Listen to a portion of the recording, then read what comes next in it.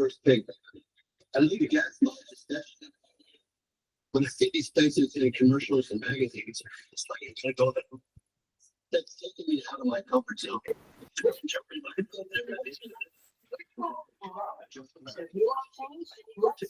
What's up, everybody? How you guys doing? What up? What up? What up? Getting everybody in here.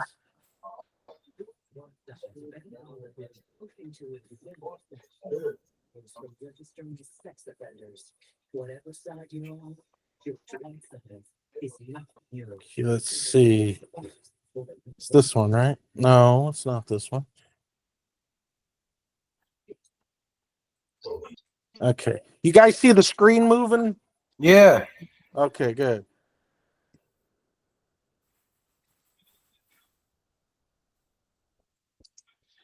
A couple more people are coming in.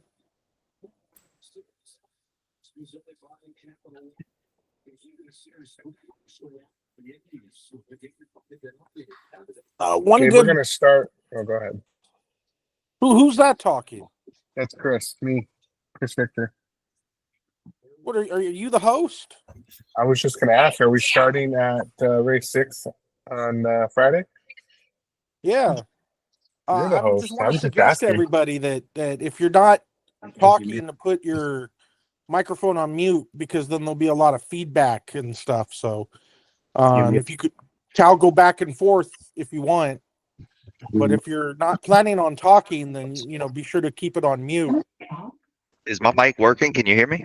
I can hear you. Perfect. Yep, Perfect. good to go. I don't know who you are. You put your Joey. name on Joey. there. Oh, Joey? Yes, sir. Joey Fontanoni? Yes, sir. Here comes Vinny. We're getting a lot of other people coming in.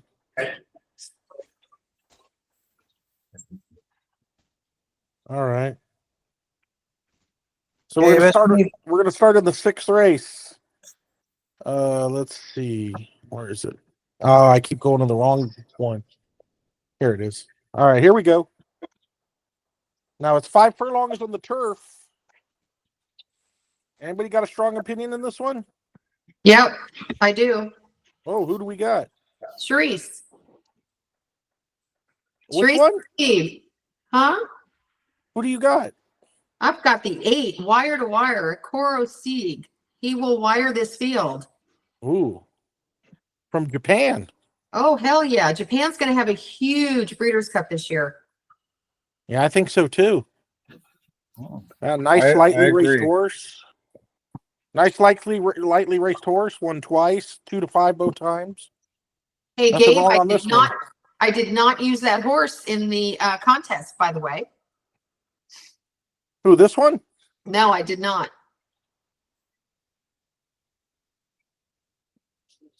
Anybody else like anything in here?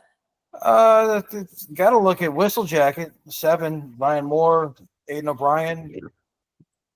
Probably. Yeah, I was thinking that horse got a shot. Those no-name nevers are built for speed on the turf. I think that horse is a player.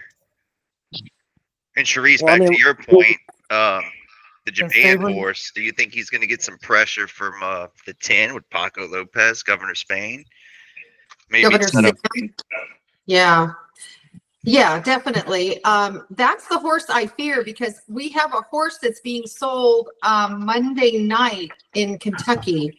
A mare that we have in, it's Rosie's Alibi. One that we have with my racehorse that is half to this one. Governor Sam. But I think Governor Sam's over his head. Yeah, probably so. I'm just thinking from a pace factor. Oh, sure. No, he won't be out in the front by himself. Right. I think you got to throw Shareholder in there as well, the 9. I think you throw that last race out. That was a big Group 1. Mm-hmm. I'd like to see how some of these European horses and Japan horses really go over a firm course. Mm-hmm. Yeah, what about this 2? What's his name? I can't even. Asterius. Oh no, Gabe. Vince here. I will add, I looked at the Flying Shoulders, and that is actually a straight race. No turns at all. Something to consider. if you're going around, one turn. It looked completely different, but like Asterius, it looked like he had a lot of energy, but he was running hard. It almost looked like a quarter horse race, honestly. But I mean, he still did keep on and beat a couple of the others in here, for whatever that's worth. Well, yeah. I mean, I wish I could offer something in this race, but I mean, these are horses I've never seen before, don't know much about. So I'm same obviously here. I'm going to be looking up looking the at the paper. odds. A lot of times the odds give you a clue on who's good and who's not. Like if a horse is not getting any action at all, that probably means they're not live. And I'll also, be looking at the paddock. But when it's as somebody who follows Del Mar as close as anybody, I will say 5 furlongs on the turf is my favorite distance to bet. I absolutely love this. My ROI is very good at 5 furlongs on the turf, but in a race like this, and one thing about 5 furlongs on the turf at Del Mar, one little mistake, you're done. So you got to remember that. So there's to your point too, Gabe. Yeah. I think we can understand the early bias or those inside bias posts. I think that feeds well into the 2, the Asterius, right? Yeah. That inside bias has been playing all year long there, and I don't think it's going to change at all. So I think that the 2 has an advantage from that post. Yeah, I do like inside post going 5 on the turf. The only thing is you got to break good, so the break is very important. There was a time where the outside was doing really good too during the last meet we had. It was really weird. Inside did good at the later, outside did good earlier, but nonetheless, I like that inside post if you could get that lead early, and then you could kind of clear them. But I don't know. This race is tough. I mean, there seems to be a lot of speed in here. I was thinking the 9 has some speed. Shareholder, no? Look, it says rush to contention, dwell, Greenlee. I was thinking this 9 has some speed in here, and the 10. So we got 8, 9, and 10. You could also look at the 3. The 3 3's got races speed back too, with yeah. 56. You know what I mean? 56 is pretty strong on a good turf course. How deep or heavy that is, we don't know, or I don't know. That's another thing. I mean, we're going to see the 3, 8, 9, 10. Likely, I mean, depending on who breaks and stuff, battling that field. I'll tell you one thing. That 2, like Chris Victor was saying, might get a really good trip behind those speed runners, saving ground while others might be going wide and stuff. And if the 2 could find a hole, that 2 is interesting to me just because of the post position. But I think the 2 is going to be tracking.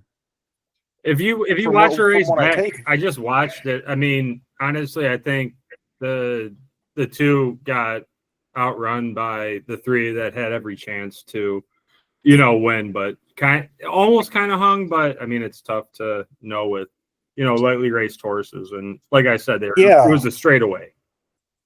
I know it's tough. I agreed with Charisse. I really do like the 8. The main reason why I like it is this horse runs 6 furlongs, and at the 5 furlong mark, you're looking at exactly 56, 55 and change. And with that extra distance, I honestly think its stamina is going to be really good. I could see this horse doing really well tomorrow or on Friday. Beautiful. Just found an interesting one. Look at this, the 5, Arizona Blaze. Look at the comments. Every one of them says lead. So obviously it's a front runner. Look who's riding them. Who knows that turf course better than Rispoli? Yeah. You got speed, and it's kind of an inside post with the 1 scratching. So you're at 4. It's Rispoli. I think it's a long shot right here. It might be worth it. And he goes 108 on a heavy track Yeah. when he first start out. I mean, again, I don't like to look at times too much, but I mean, that's all we really have to go by. Well, you look at all these other jockeys that have never even seen Del Mar before, and here we got the best turf jockey year in, year out on what looks like could be the inside speed. Well, I think the 3 might show some speed though. Yeah. Eric, you were talking about the 8 horse, right? I just want to confirm you were talking. Okay. Well, no, the last guy was talking about the 5 with Rispoli. That was me, Yeah, Bobby. no, 100%. That was Bobby. I know. I was making sure, Eric. I wrote his name down, and I just wanted to make sure I had the right one. How about the 12? That's a long shot. Is the 12 a horse we're not even thinking of? I mean, Dettori, anytime Dettori's on something. You know the thing about the 12 to me though, it's Aiden O'Brien, and he puts Ryan Moore on Whistlejacket. Moore's rode this horse every single time. Yeah. Won twice, but puts him on Whistlejacket. That tells me right there, Whistlejacket's the better horse. Yeah, I agree. All right. One thing I'll add in this race is I don't think the morning line's going to be close. Not only because I think it's hard to do a morning line in this kind of race, but I would not look at the morning line and say, okay, this horse is going to be this. I think some horses are going to be, 4 or 5 levels higher than what they are, and some horses might be lower. Like the 5 horse, like Bobby was saying, I don't think this 5 is going to be 15-1. No. Yeah, I would say more like 8-1. Still worth a shot. And I don't know what the 7's going to get. I don't know if the 8's going to get bet. I think the 9 might even get bet a little bit. Shareholder 12-1. That horse might go off at 6-1 for all we know. I'd imagine 7 goes off as second choice, first or second choice. Yeah. Ryan Moore and Aiden O'Brien are always going to take money. And I'll tell you one thing. One horse here that's going to go lower. Where is it? Is the 10, that Governor horse. Oh yeah, Paco at Del Mar. That horse isn't going to be 12-1. Maybe third, fourth choice. Exactly, he'll be third choice. Paco Loco. Yeah, exactly. 12-1 is a joke on that one. So that's what I'm saying, guys. Like don't anybody who's listening. I mean, I'm not, trying to teach anybody anything, but we have some newbies here also. There's like 20 people, 30 people listening, and we're gonna have this on, YouTube as well.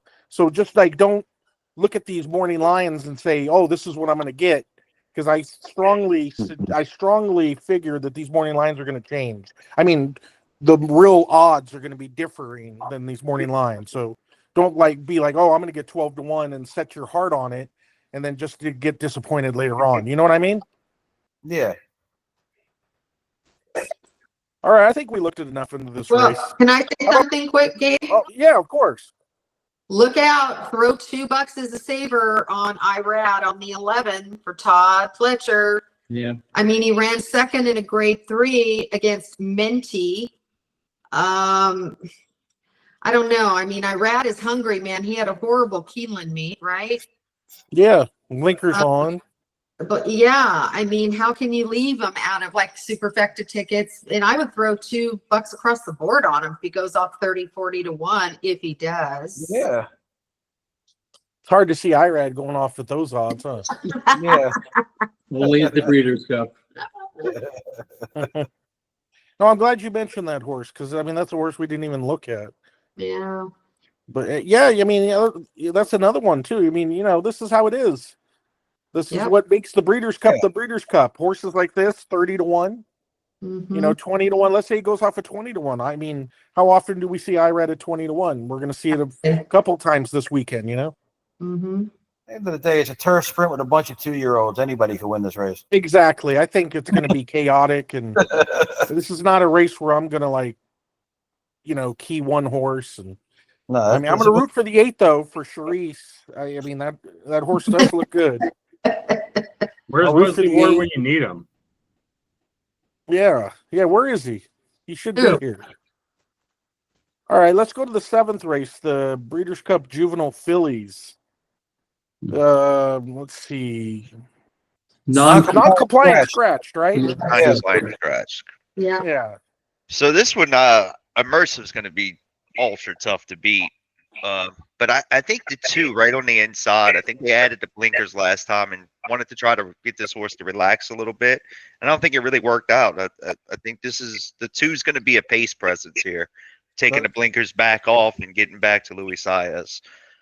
The workout report said that was the best workout of the whole weekend. Yeah, 59 over the course, over the Del Mar course as well is pretty encouraging. Ooh, I like hearing that. Who was that again? The 2? Yeah, Yeah. Snow White. It's Sayaz Okay. too.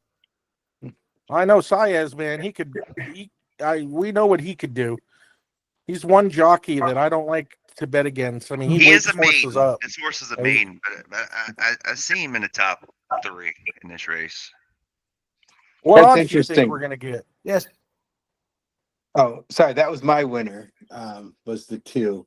Second time blinker, second town route, nice works, and he missed the break in the last. So I think, when you run a horse that's a maiden in a grade 1 and you do that well, you gotta look out. Oh yeah, and he's bred every bit for the mile and a 16th. That's why he's there. Yeah. What do you guys think of the 10 horse in here? Let me move to the 10. I know thought a that lot of horse people didn't like the lose. Scottish Lassie. Oh, I'm sorry. I'm watching the Dodger game. I think they just tied it up 5-5. Oh, don't tell me that. Yay! No, They did? boo, Now I gotta go put it on my Yankees. phone. I got a Sorry. delay. How am I this God, far I got a behind? I delay. gotta. Yep. Sorry, guys. Oh no. No, it's all right. Hey, if it's good news, I don't mind. If it's bad news, then I get mad. Yeah, they gave Freeman another one right down the plate. Got 2 RBIs, and now Hernandez just got a 2-run double. So tie ball game. Oh yeah, I'm a little behind, but I see it now. But anyway, Sorry about that. Yeah, me no, too. you're fine. That's the thing about the streaming, man. You get a little this delay. I heard some of them could be up to a minute. Well, Wow. I got all you West Coasters over here. I'm over here ready to throw my computer in the pool. Well, gentlemen, I think this is Baffert's race to lose. I think Nooney will go wire to wire. Yep. Oh I do. boy, Nooney. Gabe knows how I feel about Nooney. That I respect her. I just don't know if she can get the distance. Well, I agree.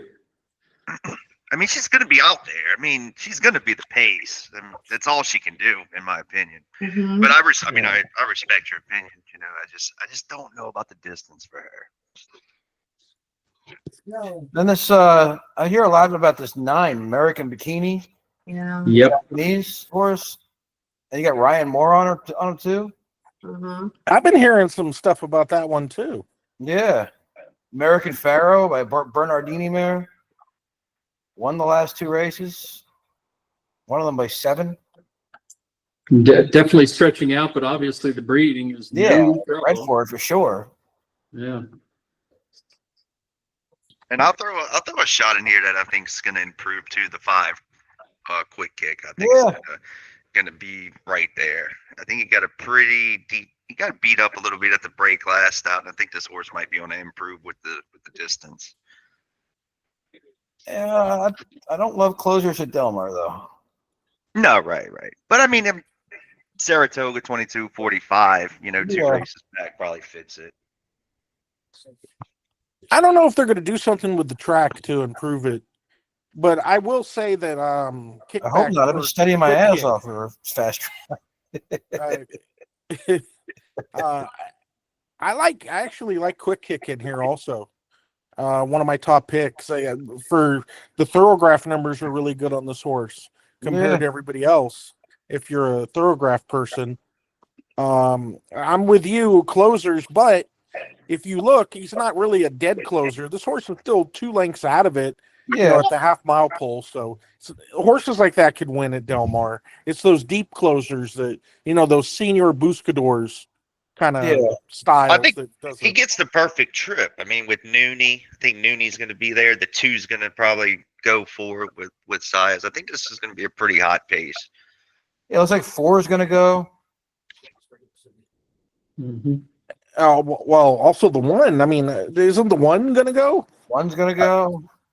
I was thinking the 1's going to, with the rail and Irad, I would think he has to go. Gotta go. I would think the 1 is really the one that's going to go. And then the 8 and the 2. That's about it, though. Look at the 3 sitting right behind them, just waiting.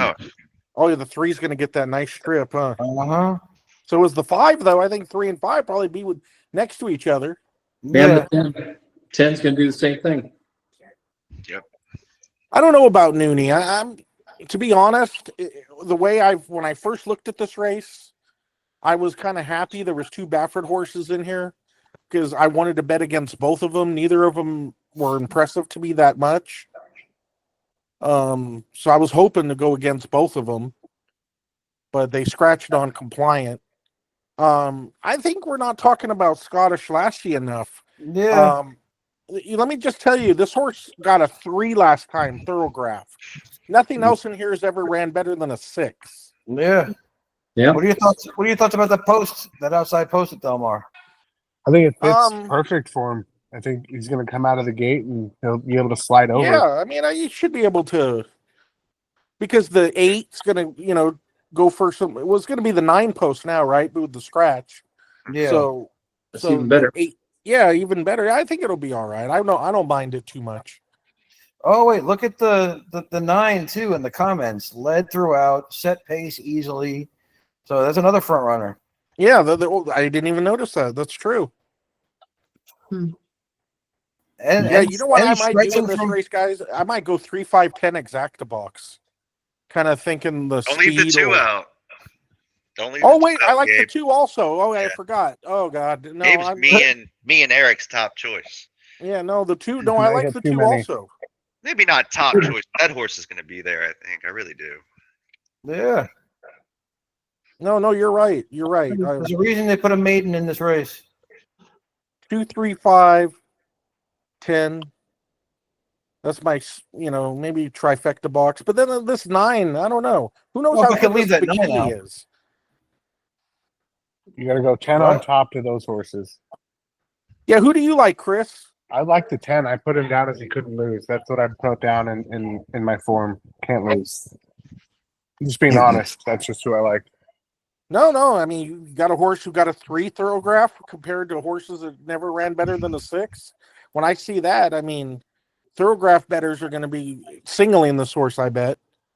And that you got a nice outside post, which will probably keep you out of trouble. And I don't think you're going to go too wide because you're probably going to kick back between the 8 and the 9 and the 6 and all that. So I think the 10 is a major contender here. Yeah. I mean, definitely top pick for me too. And then 2, 3, 5, 9 would be the other horses I'm looking at. Yeah, and Yeah, Mooney, like a $1.8 million purchase for Baffert that hasn't run better than an 81 buyer and 4 starts. That is like underwhelming for the standards of, what they're expecting with that. Yep.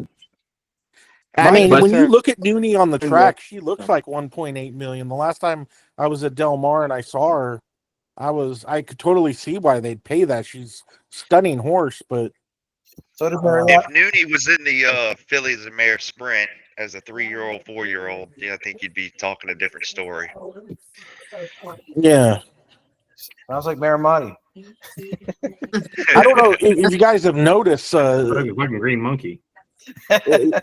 Zaydon's got a lot of green monkeys. He's put in like $15 million and it's been nothing but dud after dud after dud. Yeah. Zaydon. So, I mean, this might be another dud. I don't It's know. a tax write-off, Gabe. Yeah, that's true. You've got I have a trillions, question. Why on American Bikini isn't a Japanese jockey on him? I know Ryan Moore is a great jockey, but why wouldn't there be a Japanese jockey on him I mean, if he was that good? maybe the best jockey in the world available to you. Why not? Well, I put understand more that, on him? but I'm just saying. Yeah, those are always great questions. The way I Different look at that, jockey because too. I'm a big jockey guy like you, or I look at that, and the way that I Yeah, answer 3 that is different that jockeys every race. his agent was able to get the call in and was able to talk him into doing it. They feel his riding style fits the horse. That horse is kind of weird too, though. He's had 4 races, 4 different jockeys. So maybe the owners or trainer don't really care. Yeah. Michael Hart, was that you that was talking about the 9? That was Yeah, you got a cool voice, man. You should do voiceovers or something. Okay. Thanks. Oh, Eric's here, the contest guy. What's up, Yeah, I'm Eric? here. Hey, thank you Hey, how you doing? for the contest, man, and I appreciate that you're here with us. And Yeah. that's good to know. No, I mean, I think it's kind of cool. We're getting a lot of good comments. A lot of people seem to like it, and you know, I might Oh be able yeah, to make people some are. money on. Yeah. Oh yeah, I think it's going to help a lot of people too. You know, people giving reasons why they like horses, not just posting Yep. anything. That'll No, be fun. that's cool. Yeah. And All I right. was going to say about Scottish Lassie, the reason why at 5-2 I couldn't take him on top is, correct me if I'm wrong, but that last race at a mile was one turn, and this will be the first time he does two. Yeah, of course. So, Was that Bill Aqueduct? Yeah. Yeah. He won by 9. Mhm. Bred Yeah, by no, for McKinsey, sure. who's a really good sire too. I'm really liking Top sire, McKinsey. actually. I don't see anything wrong with going 2 turns, but I mean, you're right. I mean, and I think Scottish Lassie's going to be what I say 8-5. What do you guys say? Yeah, I he'll think be the Price favorite. holds. I don't. He'll be the favorite, but I think 5-2 is probably going to be right where he sits. Yeah, that's You have another good thing. other ones are going to be bad. American Bikini is going to take a lot of money. Nurse is just taking a lot of money too. Yeah. Yeah. I could Mooney's hear gonna Chris take- Victor getting the credit card out, going to the ATM. Oh no, I'll have all the cash I need. Not to worry, Gabe. Okay, you're not going to go to the ATM and bet more at this horse at 5-2. No, I mean I will go to the window if he's north of 5-2. We might be calling in some favors for some people. Yeah, that's what I'm saying. Yeah. No, there's see- another horse that I think that later in the card that I think that's also worthy of some money. In But no, this 5-2 Friday would card be it. or the Saturday? The Saturday or for both actually. I think it's Saturday later. There's a couple of good horses Okay. that we'll talk about. All right. Well, with that being said, let's go to the 8th race. I think we're going to not go too long into this race because I think this is the most probable winner of the day, right? For Friday? 100%. The one don't lose the race. 2-5. I'm expecting 2-5 odds. Right? About 2-5, 3-5. Yeah. I don't see this horse lose. Nothing pops out that this horse is going to lose. I know, and I love that. You guys know I love the rail going on the turf. Oh yeah. You save like ground. I mean, everywhere. You just save ground. This when horse you're is on going to that be on rail. the lead. I mean, if he breaks sharp, I mean, this horse is going to have it. She's going to have it all her way. What else do we? I mean, anything So, else for the exact? If we're gonna here? talk, I mean that's for the exacta. I think the unders are something that I looked for in this race a lot, and I think that the 12 May Day ready. This horse is 3 for 3, right? 20-1 morning line. You get Frankie Dettori on there. This Lee Joseph. If you look at the jockey trainer combination, they're 100% 3 for 3, $25 return on payout. I think that you have to throw some money, place and show on this horse. I don't think that he'll be good enough or she'll be good enough to beat the one. But I think in an exacta straight, I think that horse has a huge shot. And Chris, right under that horse, the 12, I think the 13 is going to probably be there as well. I like that last race. Not to win, but underneath Vixen with Velasquez. Yep. You guys are leaving out my 4, Scythian. Junior Alvarado for Bill Mott. Junior's had a hell of a year. Yeah. Work made against the boys. Yeah. Yep. I think this horse is going to lay close to the front, make one run. Yeah, I did mark that horse as what I call maiden pace closer. Like they like to sit right off the pace, and they just sit that garden trip. And I think I elected that horse for good reason because Lake Victoria is just going to go straight to the front. I think, and we should see the 4 sitting in that first group behind Lake Victoria, leading that pack, and may get that trip and could just continue to trail the whole way. But that was another horse that I liked in the trifecta. I'm using 4 underneath there, so You're singling His- top? Yeah, you gotta say. I think Lake Victoria is the single on the top there, and then I agree with that. What about our local horse, Thought Process? he's Is the one that- of the four. Yeah, no, it's the four horses is going to be the 4, the 7, the 8, and the 12. Oh, okay. I I'm don't know seeing if it the same way you are, Chris. You and I are seeing this Yeah. race the same. Almost I don't exact know way. if the three's numbers fit this race, but I think that horse is on the potential to improve, come out the same race as the 4, bet every time they run. Yeah, But I think it's the 1, so I didn't really. and I think that this also goes to say, like, being on track and being able to see it, there's going to be a lot of game time decisions. That if these horses didn't travel well, I've been able to be in the paddock for a lot of these Breeders' Cup races over the last 7-8 years. I've been an owner escort for the Breeders' Cup, so being able to see them up close and stuff, I've been able to toss horses. So if I see something like that with some of these horses, if they just come out and they don't look good, I think that's one of the benefits of being there. But also, like, I'll throw those things out over Twitter if I remember to do that, just to help you guys, or if anyone's paying attention in the group, I'll try to copy and paste them over. But one horse that I did want to watch in the flesh just to see was the 11. Actually, that was the horse that finished behind Heaven's Gate, and just lost by a neck. Yeah, and waited for room. Well, first 1 furlong out, third and final, 1 furlong, second final, and last 110 yards. Right. So just stuff like that, I'm going to look for if I can throw out that horse or something, or Heaven's Gate to put in, vice versa, just things like that. But anyway, go ahead.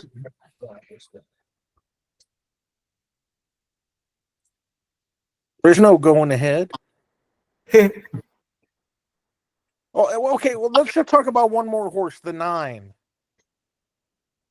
Big Yep. closer here. Done nothing wrong. Won $1 million race at Kentucky Downs. Yeah. 115-2. Closing you at Kentucky you Downs, say too. close, that horse might be. 21-44 stretching out for the first time. That horse going to be sitting right behind the leaders, if not on the lead himself.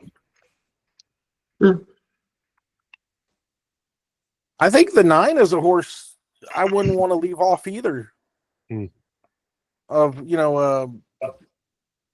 exotics. I mean, we all think the 1's going to win, but the number 7 is a horse you don't want to leave off exotics because of the fact that the 9, no, the 7 and the 9. Oh, but the 7 also because of thought process. this is the local horse, and this horse has done nothing wrong. I know 2 this for horse 2 really at Del well. Mar, 3 for 3 at the distance. Absolutely, no, he's definitely. Yeah. Yep. So this horse is at home while the others are away. So I'm just they have that mentioning another wacky one. statistic, like the last horses that made their last start at Kentucky Downs and won are 0 for like 120 or whatever DeRosa put out. Like, I mean, that's kind of it's the same thing as like the Curse of the Apollo thing, like, but it is completely different, like from Kentucky Downs to Del Mar. But they're 2-year-olds, and Rusty Arnold, Lezcano, I like it, and it's going to be probably more than 20-1 for sure. Yes. Well, for the exotics, don't underestimate the 2. If you like Vixen, the 2's not much further back than that, and you got Ortiz and Marcassi. Yeah. Well, What do you think the final time's going to be for this race, Gabe? What's the final time for this race? It's a tough one. 134 flat. I was thinking 133. Yeah, I was thinking faster than that. 133 and 3. That's what I had written down. You're going to be under 134, and I think there's only a handful in here that can get there. I don't know how fast this turf. I don't know what they're doing with this turf. It looks beautiful. I can tell you that. It's greener than it's ever been. Watching the replays, I had to go back and rewind FanDuel today to go see the turf during the day, and it's just night and day difference from what we were running on in the summer. And I don't know. Remember in the summer, it was kind of funky. Brown early. It was brown early. Yeah. It really had died off, and it lost its luster, and it kind of thinned out, right?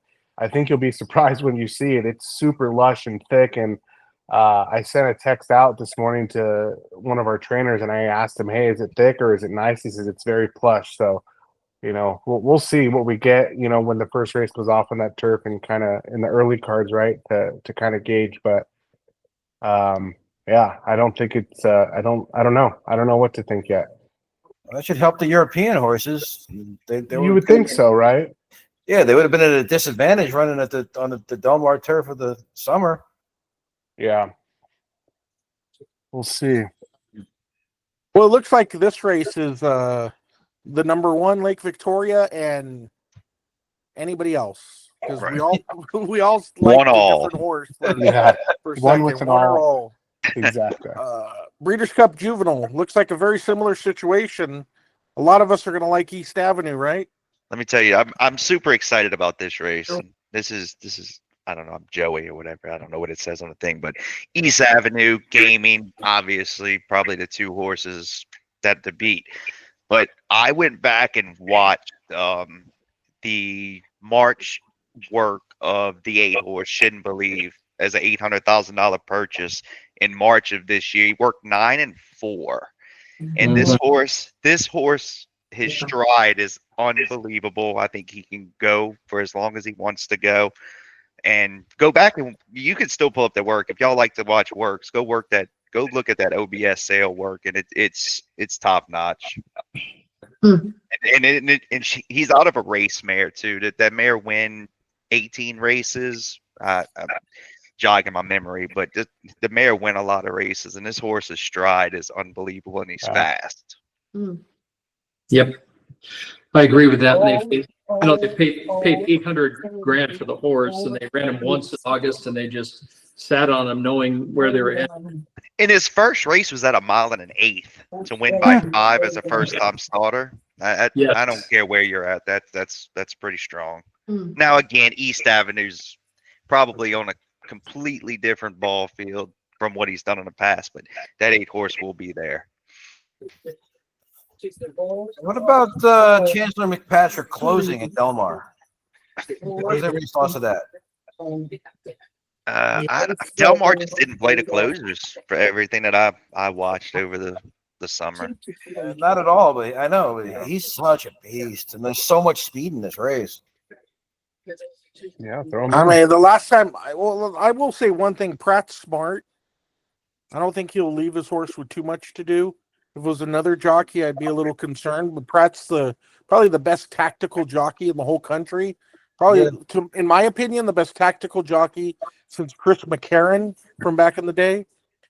And if any other jockey was on, I'd be a little more concerned. I mean, I am concerned because if you look at the statistics, going 1 1/16 on the dirt at Del Mar, if you're not within 4 lengths at the half-mile pole, I think it's like 88% win, as if you're within the first 3.5 lengths at the half-mile pole. So the 10 will need to be in the race a little bit. Yeah. I don't know. Maybe if he could have a race like he did last time where, he was only 1.5 lengths off of it. I don't know, but that's a tough one. I mean, it's we all got to know. We'd love to know his tactics, but I don't think he'll be too far back. Yeah, I mean, there's I a ton of almost do with speed. friggin' Sierra Leone, dude. Been hoping that for like 3 months. Yeah. Yeah, Sierra Leone, but that's a different horse, though. And I still say Sierra Leone should get the ride like Eddie Delahousse used to give, where he does that one run at the end and gets up at the last jump. He needs that kind of ride. I'm telling you, if somebody rides that horse like that, Sierra Leone will be better. We need to put Rosario on him. That's exactly his MO. Oh, Rosario is very similar. Yeah, that one run at the very end. You can't move this horse at the, at the 3/8 and then try to hold on. He's got to be that one run at the very end. Yeah, we got a lot of people coming in. What do you think the fractions are going to look like in this? It's got to be fast. 22:45 probably. You know what I'm saying? That's a very good question. 22:46. It's going to be hot. That could open the door for Chancellor McPatrick. Yeah, that's true. I think Gaming's going to get the perfect trip, honestly. 2 for 2 over the course. I mean, that horse is green, coming back, working like a monster right now. Let me just say, Gaming is a really, really nice horse. I know this horse well. This horse was very impressive. I will mention, though, that the first time this horse ran, it was an extremely biased track going for speed. But then the next time this horse ran, he ran a really good. I mean, he got a perfect ride by Pratt, and I just say I've always thought this Gaming is one of. I've heard from people too that Gaming is one of his best horses in the barn, and I really like this horse. I would expect this horse to move forward, and this horse I definitely think Gaming will be in the trifecta. I don't know if Gaming will win, but I think Gaming will be in the trifecta or superfecta. I wouldn't leave this horse off. This is a good horse, and he's going to get a good stalking trip. Another one too is people are forgetting about is Ferocious. I mean, he was favored over East Avenue on on a mile and 16 short stretch at Keeneland. There was no way he was beating East Avenue, but I mean, this is speed favoring track too. But if this kind of speed, the trip that he can get, I mean, it's almost like Fierceness last year. Everybody forgot about him, and he just dominated this race. You know, that's true. 1.3. Look at it broke his maiden by 7 3/4, and then the last 2 losses were to Chancellor McPatrick and East Avenue, and he was second to both of them. And he was fractious at the gate. He Yeah, was fractious at the gate, and he bumped early. And for all we know, he could have bumped hard and lost his wind. That happens to absolutely horses. cannot forget about this horse. And this is a $1.3 million purchase too. Yeah. In I think you're 2024. overlooking. I think you're overlooking the obvious again. Number 2, Gabe. I love this horse. Getaway Car. JJ chose this horse. He gets his pick. Yeah. And I was listening to John White's John White on YouTube last night. His top pick is Citizen Bull.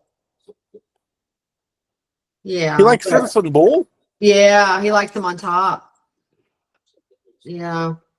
Yeah. I just have a hunch. I've always loved Getaway Car, and I'm going all in on Baffert in this race, guys. I'm just taking a shot. I'm doing trifecta, exacta, and maybe super with East Avenue, but I think it's all about Baffert. And another one nobody's mentioned. Jonathan's Way. Nothing wrong with Jonathan's Way, right? Yeah. We didn't even mention Jonathan's Way, who's a major Right, contender right. too.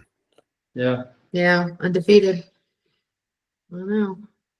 You know what's gonna? This is a tough race. Even East Avenue, obviously everybody's pulling for him, I think, but this race is a lot tougher on paper than what I think leaving Baffert's out, it's not a smart thing to do. I mean, Exactly. you have to have them in there. Yeah. You know what I'm thinking this race is? I think it might be a jockey's race. Yeah. I think this might be a jockey's race. Whoever, because all these horses can't go to the lead. All these horses can't be within a length of each other. Somebody's going to have to make a decision. The 10's probably going to get the best trip. My 8 horse has got Forever Young's rider on him, so they got to be high on this horse. Yeah, and then we got the 8 horse, and who knows what we're going to get from that horse, right? I like that horse a lot. Not only that, but how is he going to deal with the jockeys? Because he has no idea. Right. Yeah. Last time I was here, he was getting whipped by Tyler Gaffleone.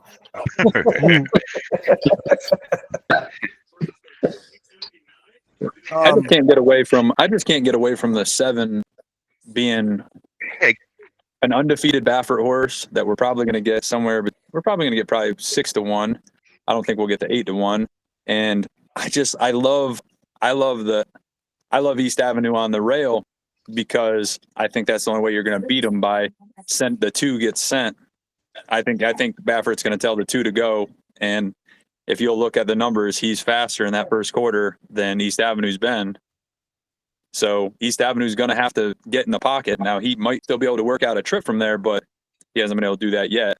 So with 3 Bafferts, I really think the 2 is going to go hard, and the 7, I think I think 7 gets the best trip. I do think so. I agree with that. Yeah, I think That's the a good 10 analysis. gets in there, but I just don't see Game how winner you don't did send win it. the race. I don't see how they don't send the 2. And I mean, the 2 might actually, I'm with Sharice. I actually think the 2 might hold enough, but I think Gaming's going to get the perfect trip as far as being able to sit 3rd or 4th, 2 wide, and he's going to get the first run. You're going to find out a lot about East Avenue to this race because he's not going to get the. I don't know if he even gets the lead in this race. Oh, I don't think he's faster than Getaway Car. I mean, not in the first quarter. So, right, no, I mean, not at all. You know what? This is a tough friggin' race. It's a lot tougher than when you start digging into it than what we're giving credit for. Yeah, when I you think really we're just dig saying into this East race, it's a Avenue tough would damn just. race. Well, if American Bikini wins the 7th race, do you consider the 9th race a little bit more? Sure. Yeah. I just like 30 to 1s. Now the only thing that's against the 9, obviously 30 to 1's a good price. The rodder takes off to ride the 8. I think that's. But I mean, again, I think this if it wasn't such a deep card, this is probably an all race. Oh shit, that's This is a tough damn race, man. God, nightmare. And if it all falls apart, the 10 will pick up the pieces, right? Oh, 100%. Yeah. Yeah. He's gonna. And they're 2-year-olds. Exactly.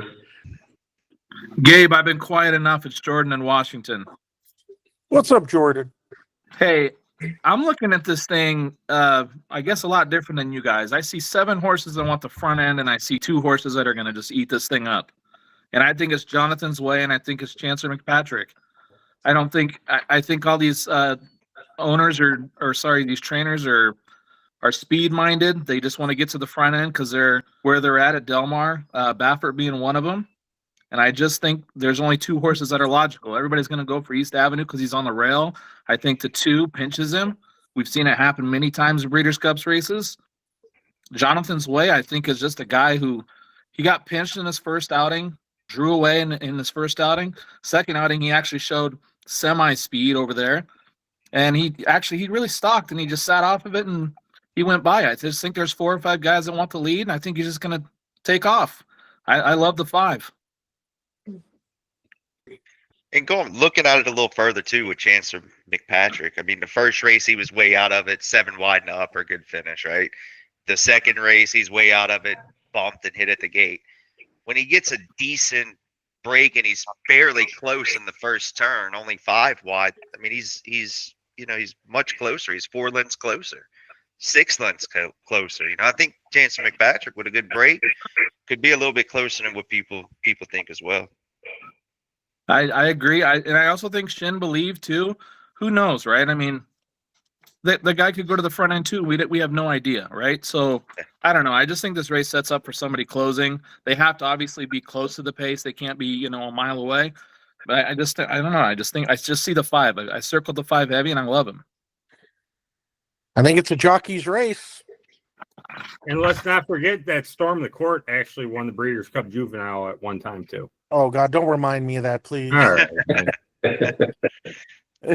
Do not remind me of that. That was one of the saddest races. God, I had everything ending, and I didn't have either one of those horses. Wasn't that, I remember that day. Slam Dunk Racing Storm the Court? It was a year.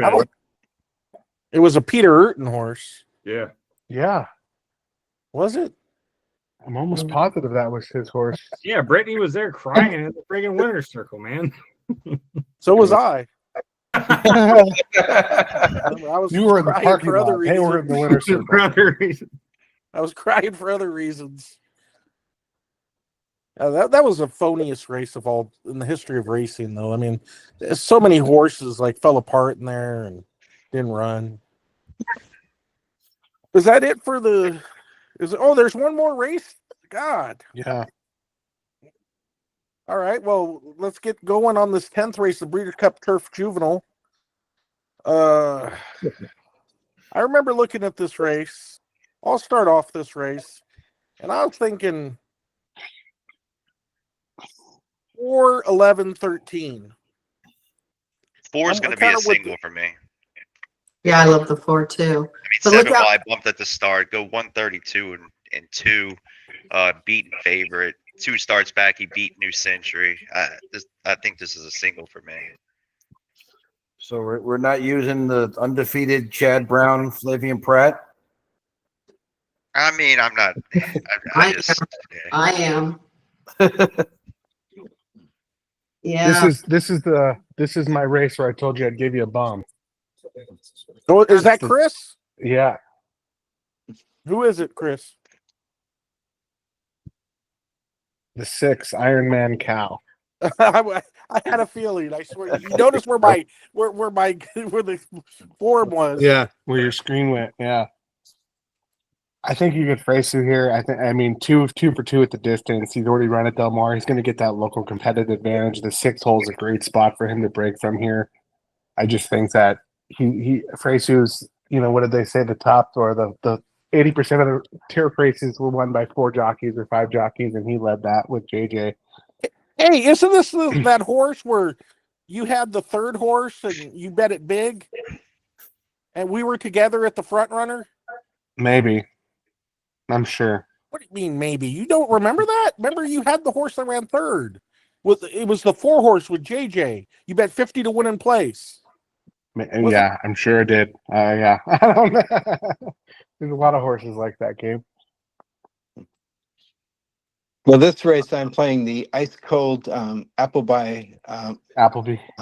Appleby, thank you. Appleby exacta 412. Yeah. I like that. Yeah.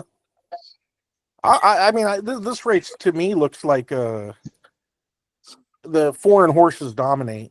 Mm-hmm. Yeah, we got Ryan Moore, Aiden O'Brien on a 13. Hey, Sharice, is this your Pletcher play here? Maybe a little shot? What horse? I didn't even. The 10. No, 3. No, he said 10. Then Minty. because I mentioned him earlier. Oh, okay. You know what? I always root for Rapoli, but I'll tell you though, funny you should mention Price. All right, want another long shot here again? Yes. What do you think of the 8? Elliot Walden's son has been training up a storm. He's been lights out. Yeah. Cute. I mean, how do you leave this horse out? Torres is an awesome rider. Oh, I just don't know if the numbers fit for me personally. Torres.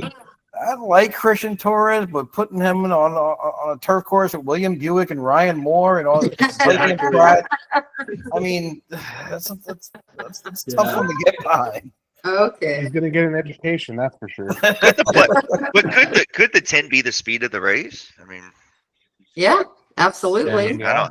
I don't see anybody faster than him. But Now can he go a can he- mile and it's Right. only a mile. Yeah, can he go a mile? I don't know. Yeah, New Century can run a mile in a 132. I think the 2's going to the lead. Dream on. Yeah. Good. From that inside post. Try to hold on. Yep. Yeah. Look at that, 22-44. So we Sure. got the 2 and the 10. And the Yankees just took the lead. Oh, Yay! Yeah, I didn't say that because I'm ahead. I think if you like the 12 and the 13, you also have to like the 7. The 7. 7. So another one was speeding, has Sayas on him. And Sias is on them. Hugo And the Got Palmer. nothing wrong in trainer's fir- 5 starts. I love the trainer's horse first that's got start. nothing wrong in any start. Yeah. I He's mean, raced in some Well, soft pretty good grass last races. time too. big races, yeah. Grade 1, grade 2, grade 3. Got a 97 time form 2 races back. Again, 2-year-olds, who knows what's gonna happen. Mhm. Hey, Yeah. wait, that time form 97 2 races back. That's competitive, isn't it? Sure Look at is. Sure. What There's was, another do horse. you have a number? Well, I guess you probably won't have a number on the 4. Like, is there any rags number or anything on a 4? I don't look at those, but Yeah, is there yeah, any I rags got it. number on the 4? I got it all. Yeah, they do foreign numbers too. I I don't mean, know I just how don't. I don't accurate look they at are them. That's though. all. Yeah. Well, he run at Woodbine last time. That's why I asked. I didn't know if they had a Oh, number. he did run at Woodbine last time, right? Yeah. Rags is the lower number is better, right? Or the higher number? The lower number. Lower number is better. That's I have those Alkira, too. right? Ran a 7 last time. Oh, so it's pretty Ooh, high. that's good. Yeah. Dream On ran an 8. So the Japanese higher horse, numbers, the better. No, the lower numbers better, right? Lower number. lower yeah. number. The lower numbers better. My Yeah, thing on those classic horses, when we get to the Breeders' Cup Classic, those horses are running -3s. Yep. And that's why I don't know enough about them to look at them. I'm an old school handicapper. Give me the DRF and let's roll. my You know problem who's actually got really good? But I mean, it's hard to take these seriously because a lot of these are, foreign races. Most of these horses, but for the American, Mentee's been running 6s, so maybe Mentee is a You're gonna have horse to to catch. look for. I have a little bit of an issue with the 4. 2 things. One, none of the European races are Group 1. Yeah. And 2, it's an Appleby horse. Why is he putting Buick on the 12? That's true. Yeah. And the 12 has run grade 1, Group 1 over there. I want to toss the 4 actually. Wow. Wow. That's bold. Yeah. Damn, he's tossing my single. I mean, I don't like the fact that he Appleby's going to put. No, I saw it. Yeah, I mean, it makes sense. I definitely get it. I just think they don't always choose the right horse. Yeah. I'm leaning Zulu Kingdom and to pull a Tiz now, and Zulu Kingdom wins it for America. Yep, I agree. It could happen. Heard that before somewhere. Yeah, Zulu Kingdom's 3 for 3. Yeah. Yeah. You guys see the 4th race at Del Mar? Are you guys seeing the Breeders' Cup Sprint for Saturday? Is that what's showing? Yeah. Yeah. Okay, good. I gotta pull up the other form. Oh, I gotta switch over too. Yeah, I got did that. Yep. Race 4. Yep. Baffert. Time to switch. That's Is it. this Phillies Mares? Yeah. Okay. Making sure I'm on my right notes too. Going for a long term. Optional. These are the PPs that Chris likes. No morning line. No morning lines. That's the only way to handicap. I have It's them. really true. Same as I got. I got them. Don't say it. Okay, guys, I'm going for broke in this race again too. Want your thoughts? Even though it's not on the grass, Rispoli, number 5, Pandora's Gift. Yeah. I don't know who Stuart Williams is.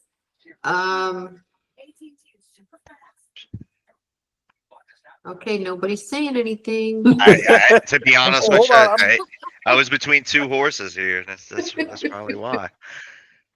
Why is Rispoli getting on this horse, right? I mean, did he have an option on another one? I don't know. I doubt it, but I like JJ. Of course, I love my Baffert, the 3 Pleasant with JJ, but for a price, I don't know. Pandora's Gift. Yeah. It could be Pandora's Gift. It could be. Never been on the dirt. Only been on Tapeta and turf. Just missed my length and a quarter at Keeneland at 5.5 on the grass. I'm always weary about these horses, especially one like this. You know, he probably could wake up on the dirt, but I mean, I like to wait and see. Mm. You know. Yeah, but problem is if you wait and see and he goes off at 50 to 1 and you don't cash and he wins, next time he's going to be 5 to 1. You're right. Yeah, that's true. You're right. You're right. I'm I gonna just- be I'm going to be having a lot of $2 win and place bets on Friday, guys. That's all I can say. I like and if I win, That's all I'll good. get 500. Another negative, another negative, and again, not to ever talk anybody off a bet, but that 3-year-old running against older horses too. Yep. Yeah, good point. Good Yeah. point. I didn't even notice that. Good point.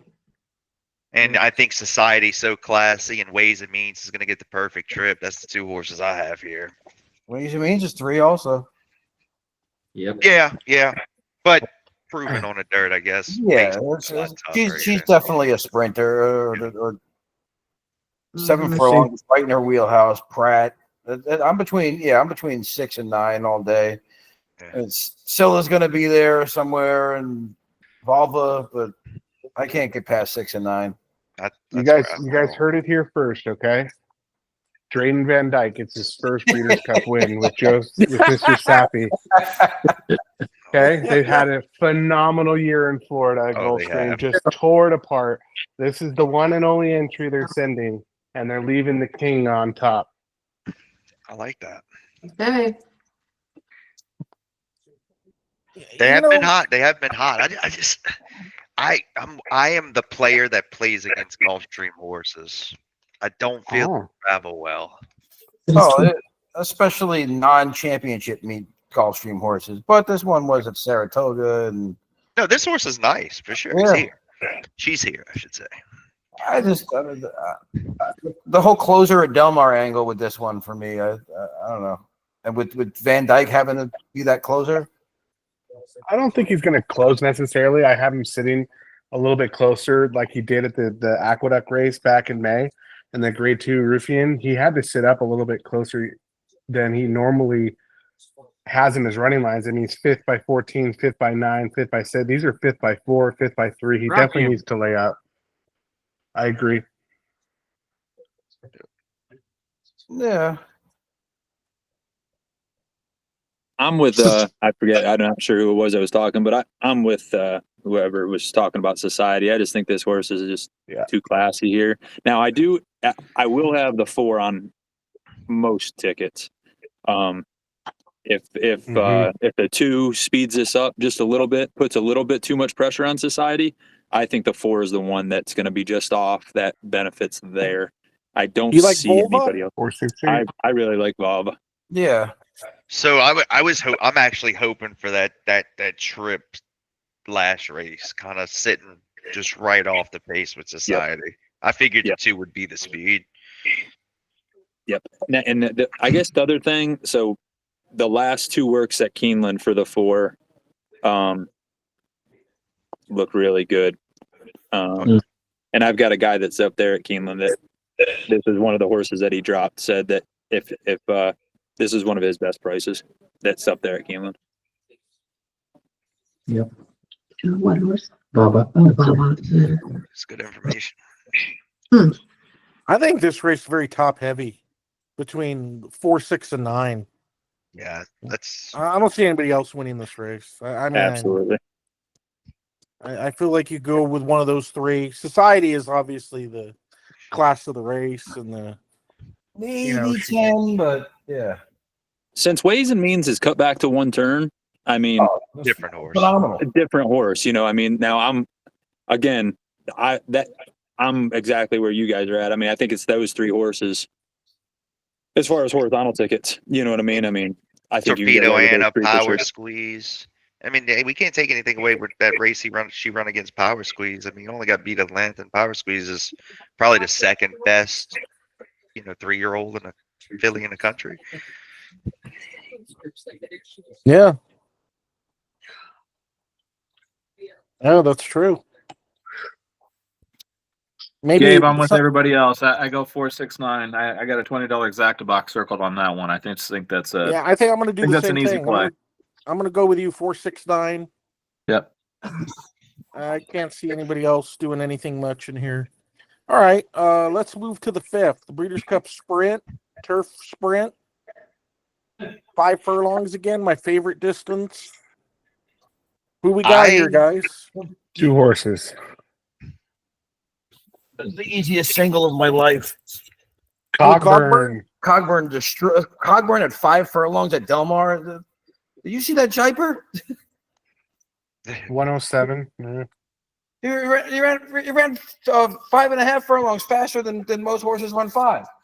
Yeah, that's true. At Kentucky Downs where it finishes uphill. Yeah. No, not there. That's that Aqueduct.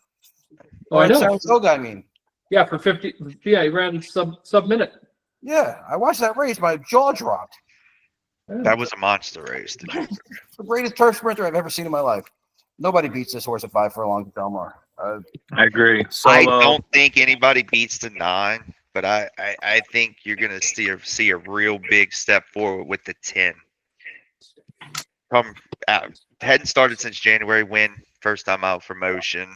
Been working lights out. I mean, this horse, and again, whatever South Africa he was in, 56, 56, 56. I mean, this horse is probably pretty quick too. So I'm thinking about a Cole Exacta here, 9, 10, honestly. Well, the only other one. What about Star Mystery?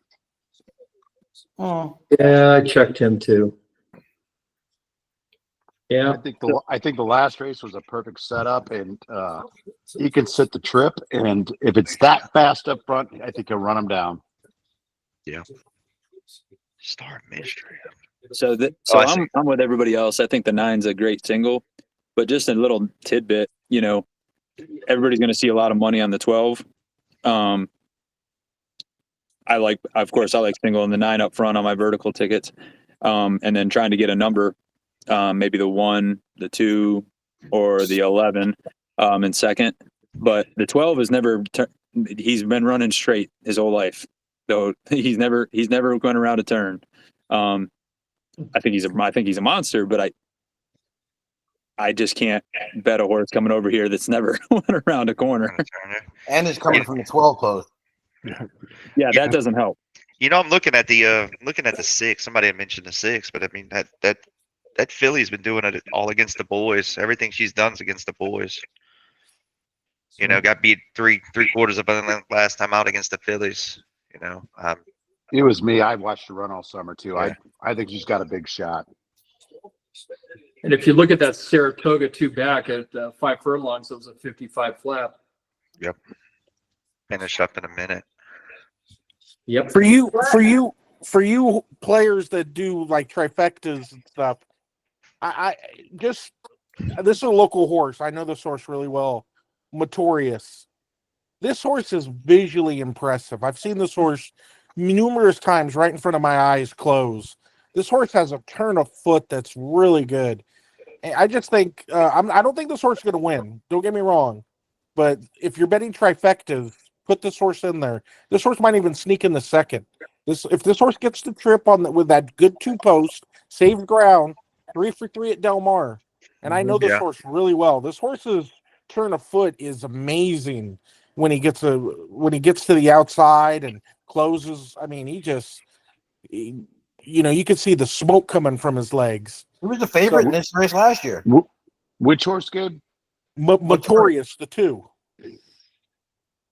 This horse was the favorite last year in this race. I had Big Evasion last year. Cost me. That was a very bad loss. Was he not? He was probably the best horse in the race last year, right? I mean, he got in a world of trouble when it gets beat with 3 quarters.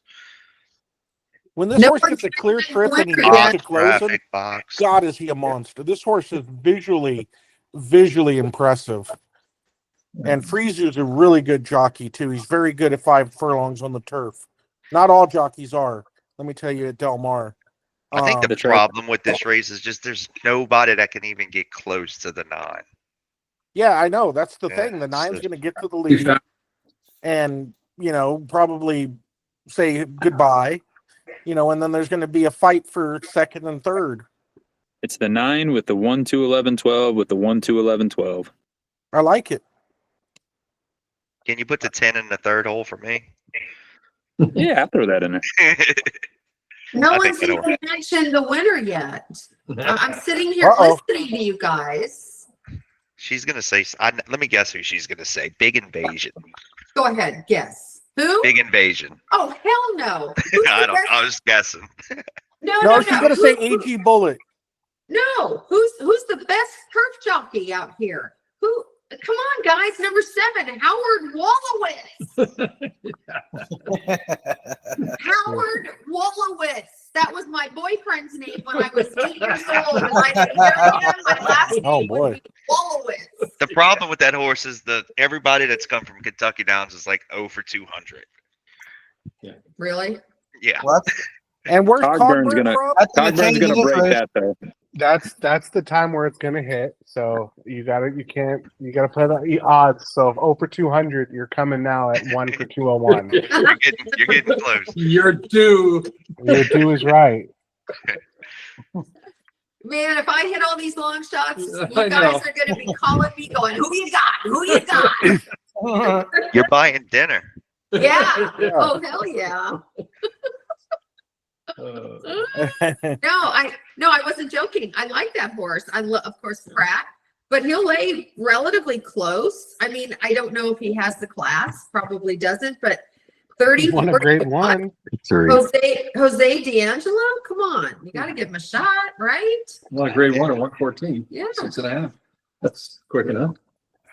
The motto for the Doug O'Neill barn is "Why not us?"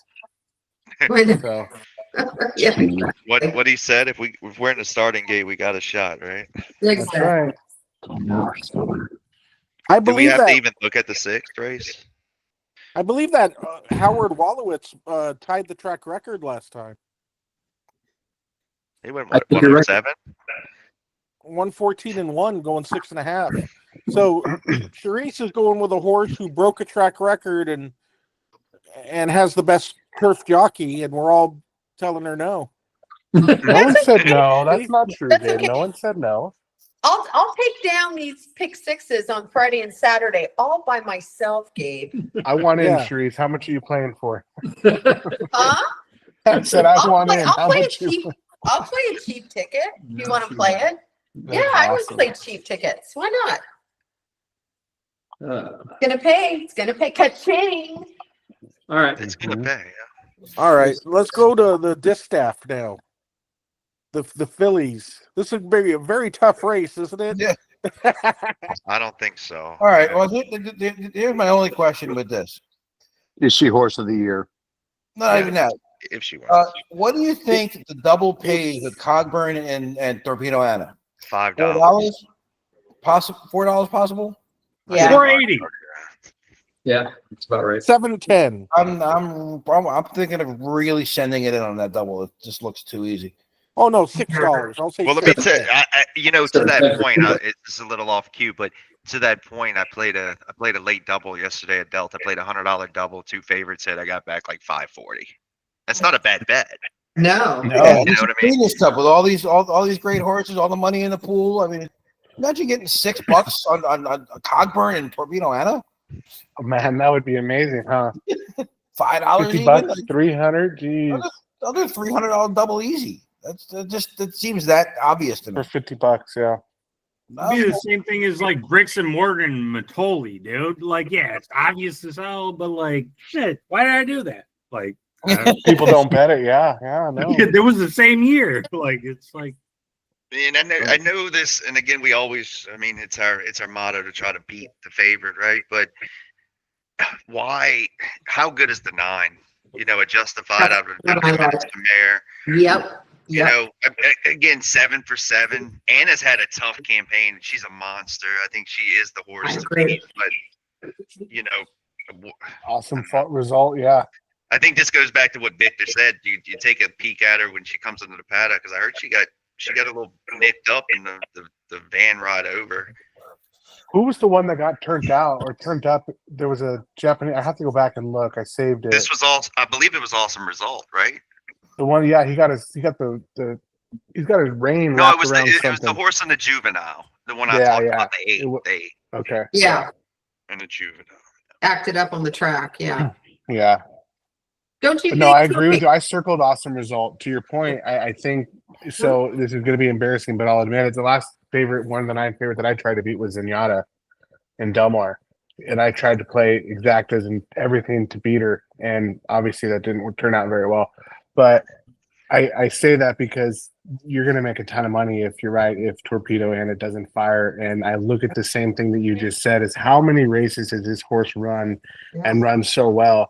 And if you look at something and you can look at it now, starting in June in Saratoga, won first by 5 lengths, first by 4 lengths, second by a head, one by a neck. Like progressively, they're getting shorter and shorter and shorter.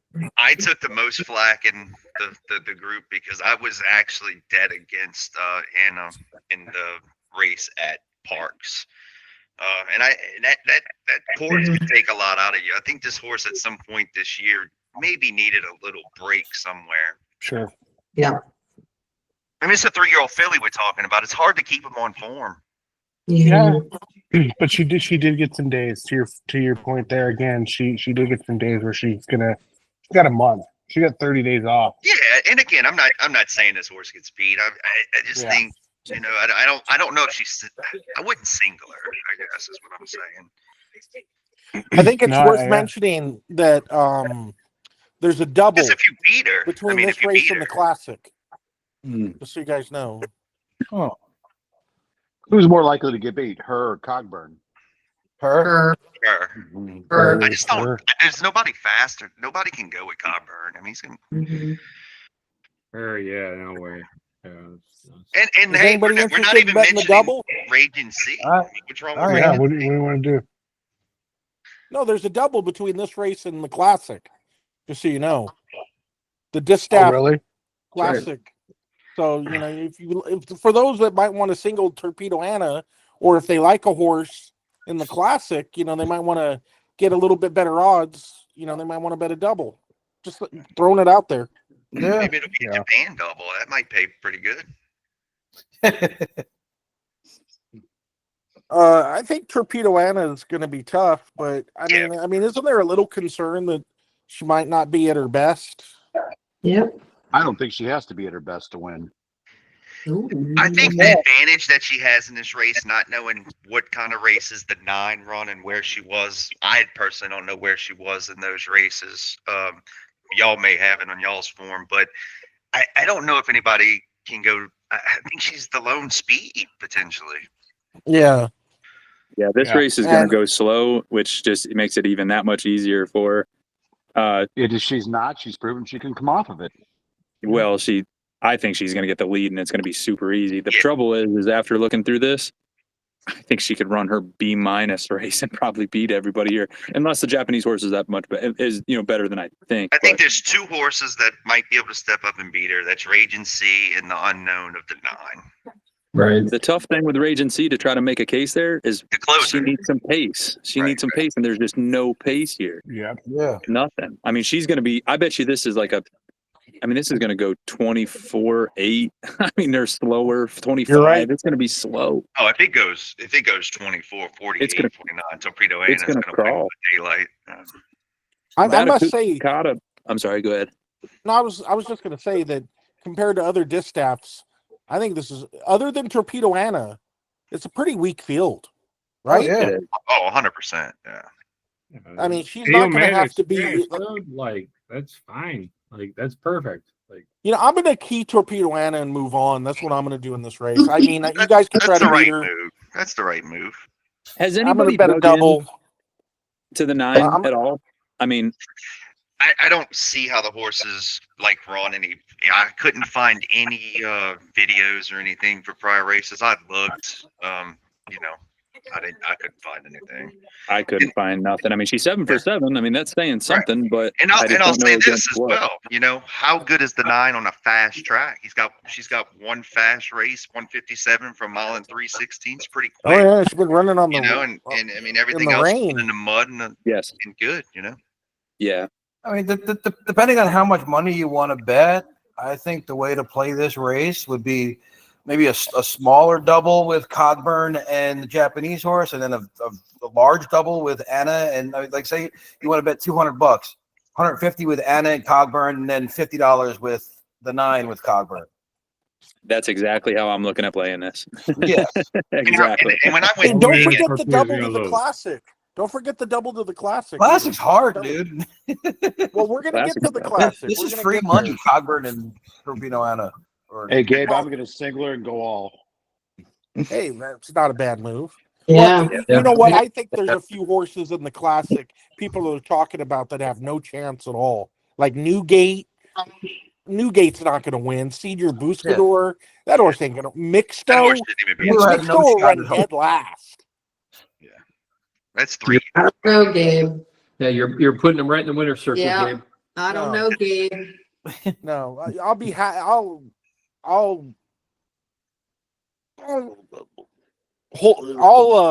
if any of those horses win, I'll do something. I'll eat the form. I'll eat the form in public with ketchup and Tapatio sauce. If any of those 3 win. I'm holding you to it. Boy, Sharice, I thought you were my friend. Now she wants me to eat paper. All right. Let's Gabe, go on to the Gabe, I want to say one Turf. thing. Gabe, Yeah. you're not going to like my pick. I like the 4. Oh, I didn't. The 4. Who's the 4? What is it? Alice Yeah. Verdi? Yeah. I mean, this horse in 2023, 0 for 10. 2024, 3 for 6. This never ran on dirt, and the sire is a very good dirt sire. So I just think this kind of reminds me of like Animal Kingdom. Yeah. No shot. Wow, Yeah. Kyle Frey of all people on it too. That's worse than Talamo. Hey. Hey, no. Kyle Frey's Talamo actually when he was a bug, win a couple races for us over here in Louisiana at the fairgrounds. So I don't hate Talamo. He's just not that good anymore. Yeah. No. Yeah. all right. Let's see. Turf. All right, let's. We talked about that race enough. All right, the Breeders' Cup Turf. Okay, Gabe. John White's top play is the 2, Emily Upjohn. He was talking about the fact that he had talked to Gosden about him, and no, Gosden was great when he was over here, and this and that. And he's, oh my God, he must have spent 10 minutes talking about this horse. Wow. Yeah. Look at this. Corey. Yep. It's one of my 4. What about my Cabo Spirit that won for me at 25? That's a filly too. Oh. Yeah. Oh, Emily. Yeah, Emily Upjohn. Yeah. Running against the boys. That's interesting. Yeah, that was one thing he said too, now that you mentioned that, because they had the option to put her in the filly and mare turf. Yeah. And Gosden said, nope, we're going here.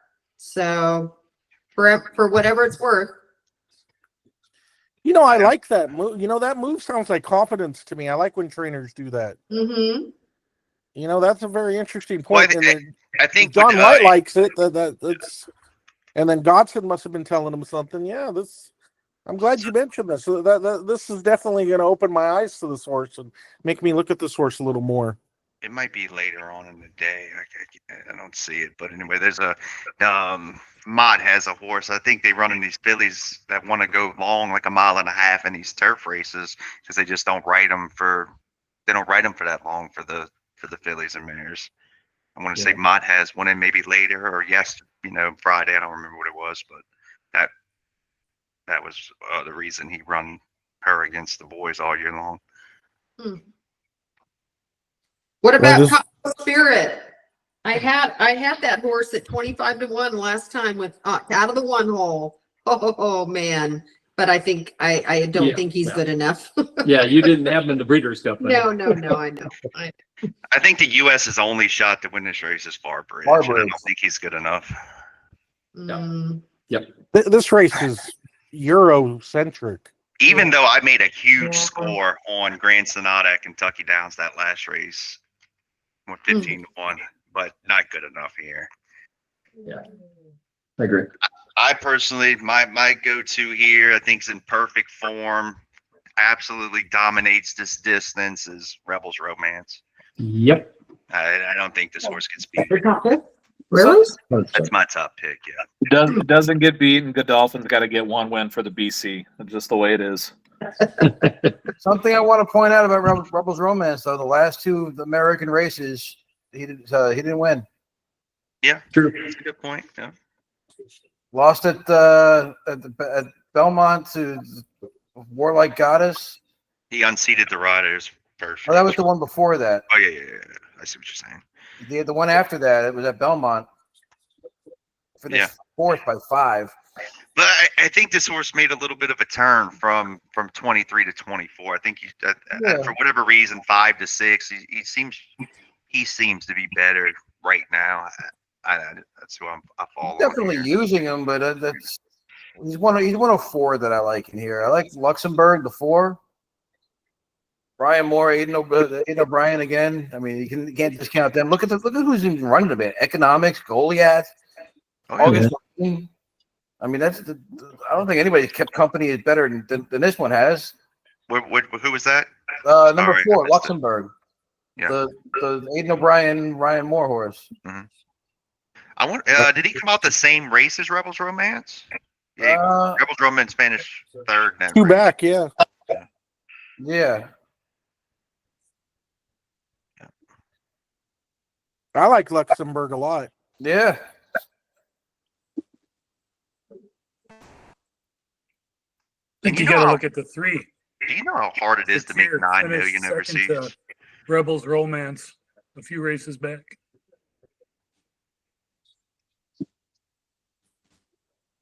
Then you got the 3 horse too. Wow.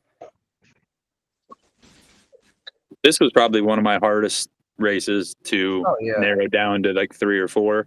I kept coming up I really like the 5. It looks like the 11 after it feels like they've got that horse back in line.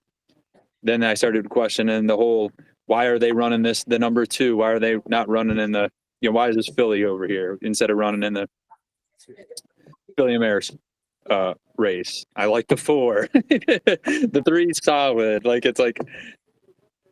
I'm not singling Rebels Romance because I think the 10's a filly too, right? The 10 is a filly. I got a note here. Isn't the 10 up another Yes, filly? there 3-year-old. is. Yeah. And I can't. This one's tough for me. Yeah. It was a very tough race. One of the tougher turf races. Wait till you see the turf mile. It's rough. I gave up on that one. Yeah. I'm ready to give up on this one. And my other thing here is I keep looking, and Sharice had brought up Cabo Spirit. I feel like that's the horse that's going to go to the lead. So I feel like I don't really see any place else. Maybe the 3, maybe, but I mean, I don't see a whole lot of speed. Wingspan's going to go to the lead. I think the 10, that filly goes to the lead too. Yeah, pretty sure. I think the 3's going to go to the lead. Small fractions. I think the 3 horse is going to the lead. Hit the all button if you like 2 in the next. If you don't like 2 in the next, just go with 11. I think it's a safe play. Yeah, that's where I fell. I'm not going to single, but that's where I fell. Yeah. All right. Hey, Chris, did you have a thought in this race?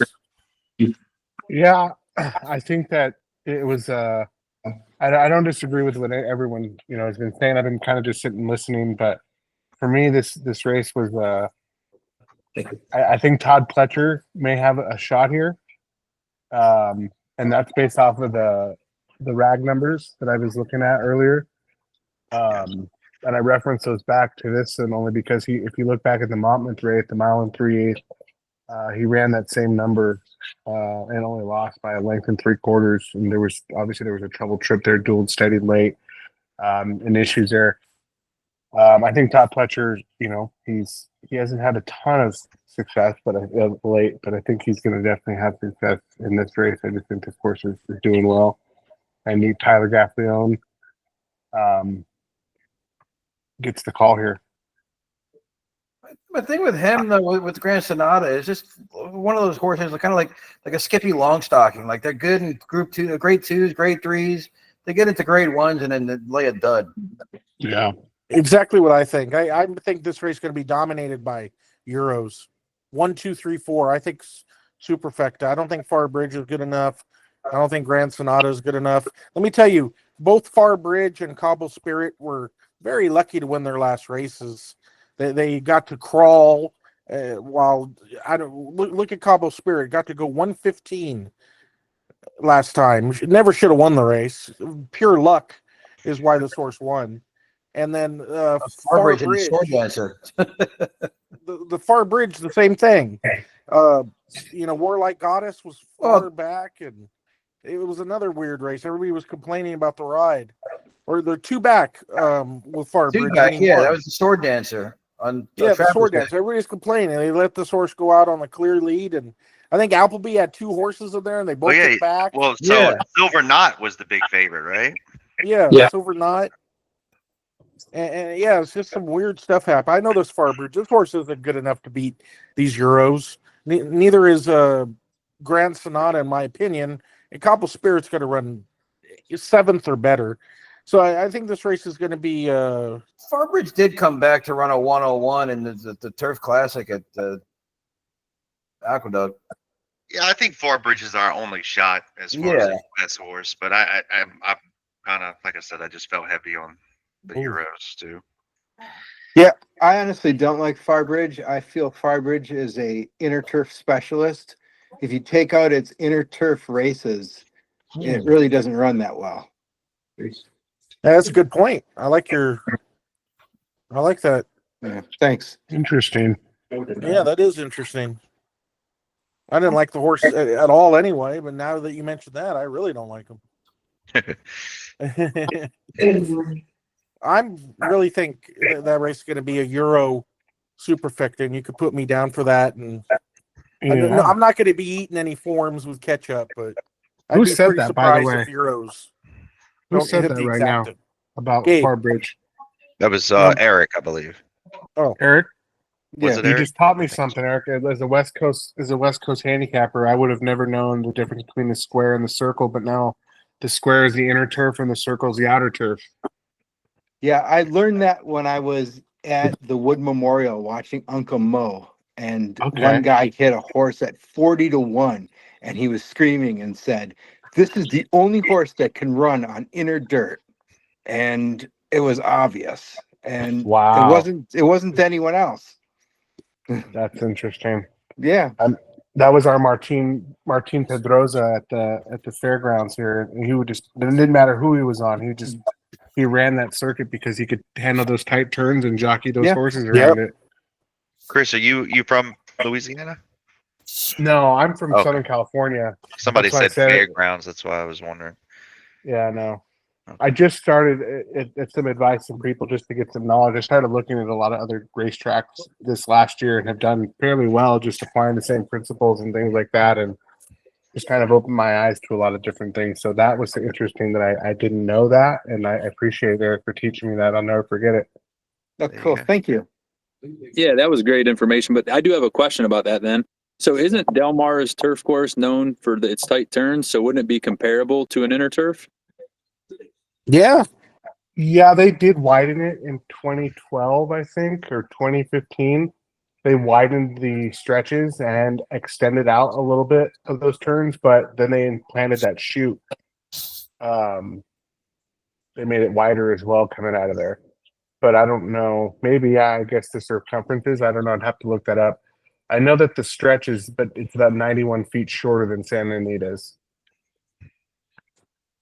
But I don't know. I'd have to look at that. I thought it was shorter than that, only 91 feet. Yeah. Farbridge is an easy toss for me because I usually throw out the Rosario horses. So. All right. How about the Classic, guys? I think this race is freaking impossible. I hate Forever Young's post. Yes and no, actually. If you look at who's around him, I mean, Highland Falls is going to go. City of Troy is going to go. Mix 2 is going to go. It's just fall right into a pocket trip. Senor Buscador is the next one. He's going to drop out the back door. Right. I mean, I just see Forever Young just dropping right into that pocket. And I And thought then Forever maybe Young let was him the play best outside horse a in the little bit. Derby. That was me. I don't know if anybody else felt that way. I thought Forever Young was I definitely was the best sitting at the horse in the finish line. Derby. He certainly agree. was the best horse. I mean, he got annihilated at the start too. We can't forget that. Well, I mean, even Stevie Wonder saw that he was the best horse in the Derby. I mean, Yeah. I He mean, ain't you gonna have get to a be blind not to see it. I mean, he was friggin' Can I- Tyler Gaffleone was messing with Forever Young. even Or from was the it one hole though. Tyler? He ain't gonna get Tyler, a right? he ain't gonna get a worse trip than he got in the Derby from there. I mean, Yeah.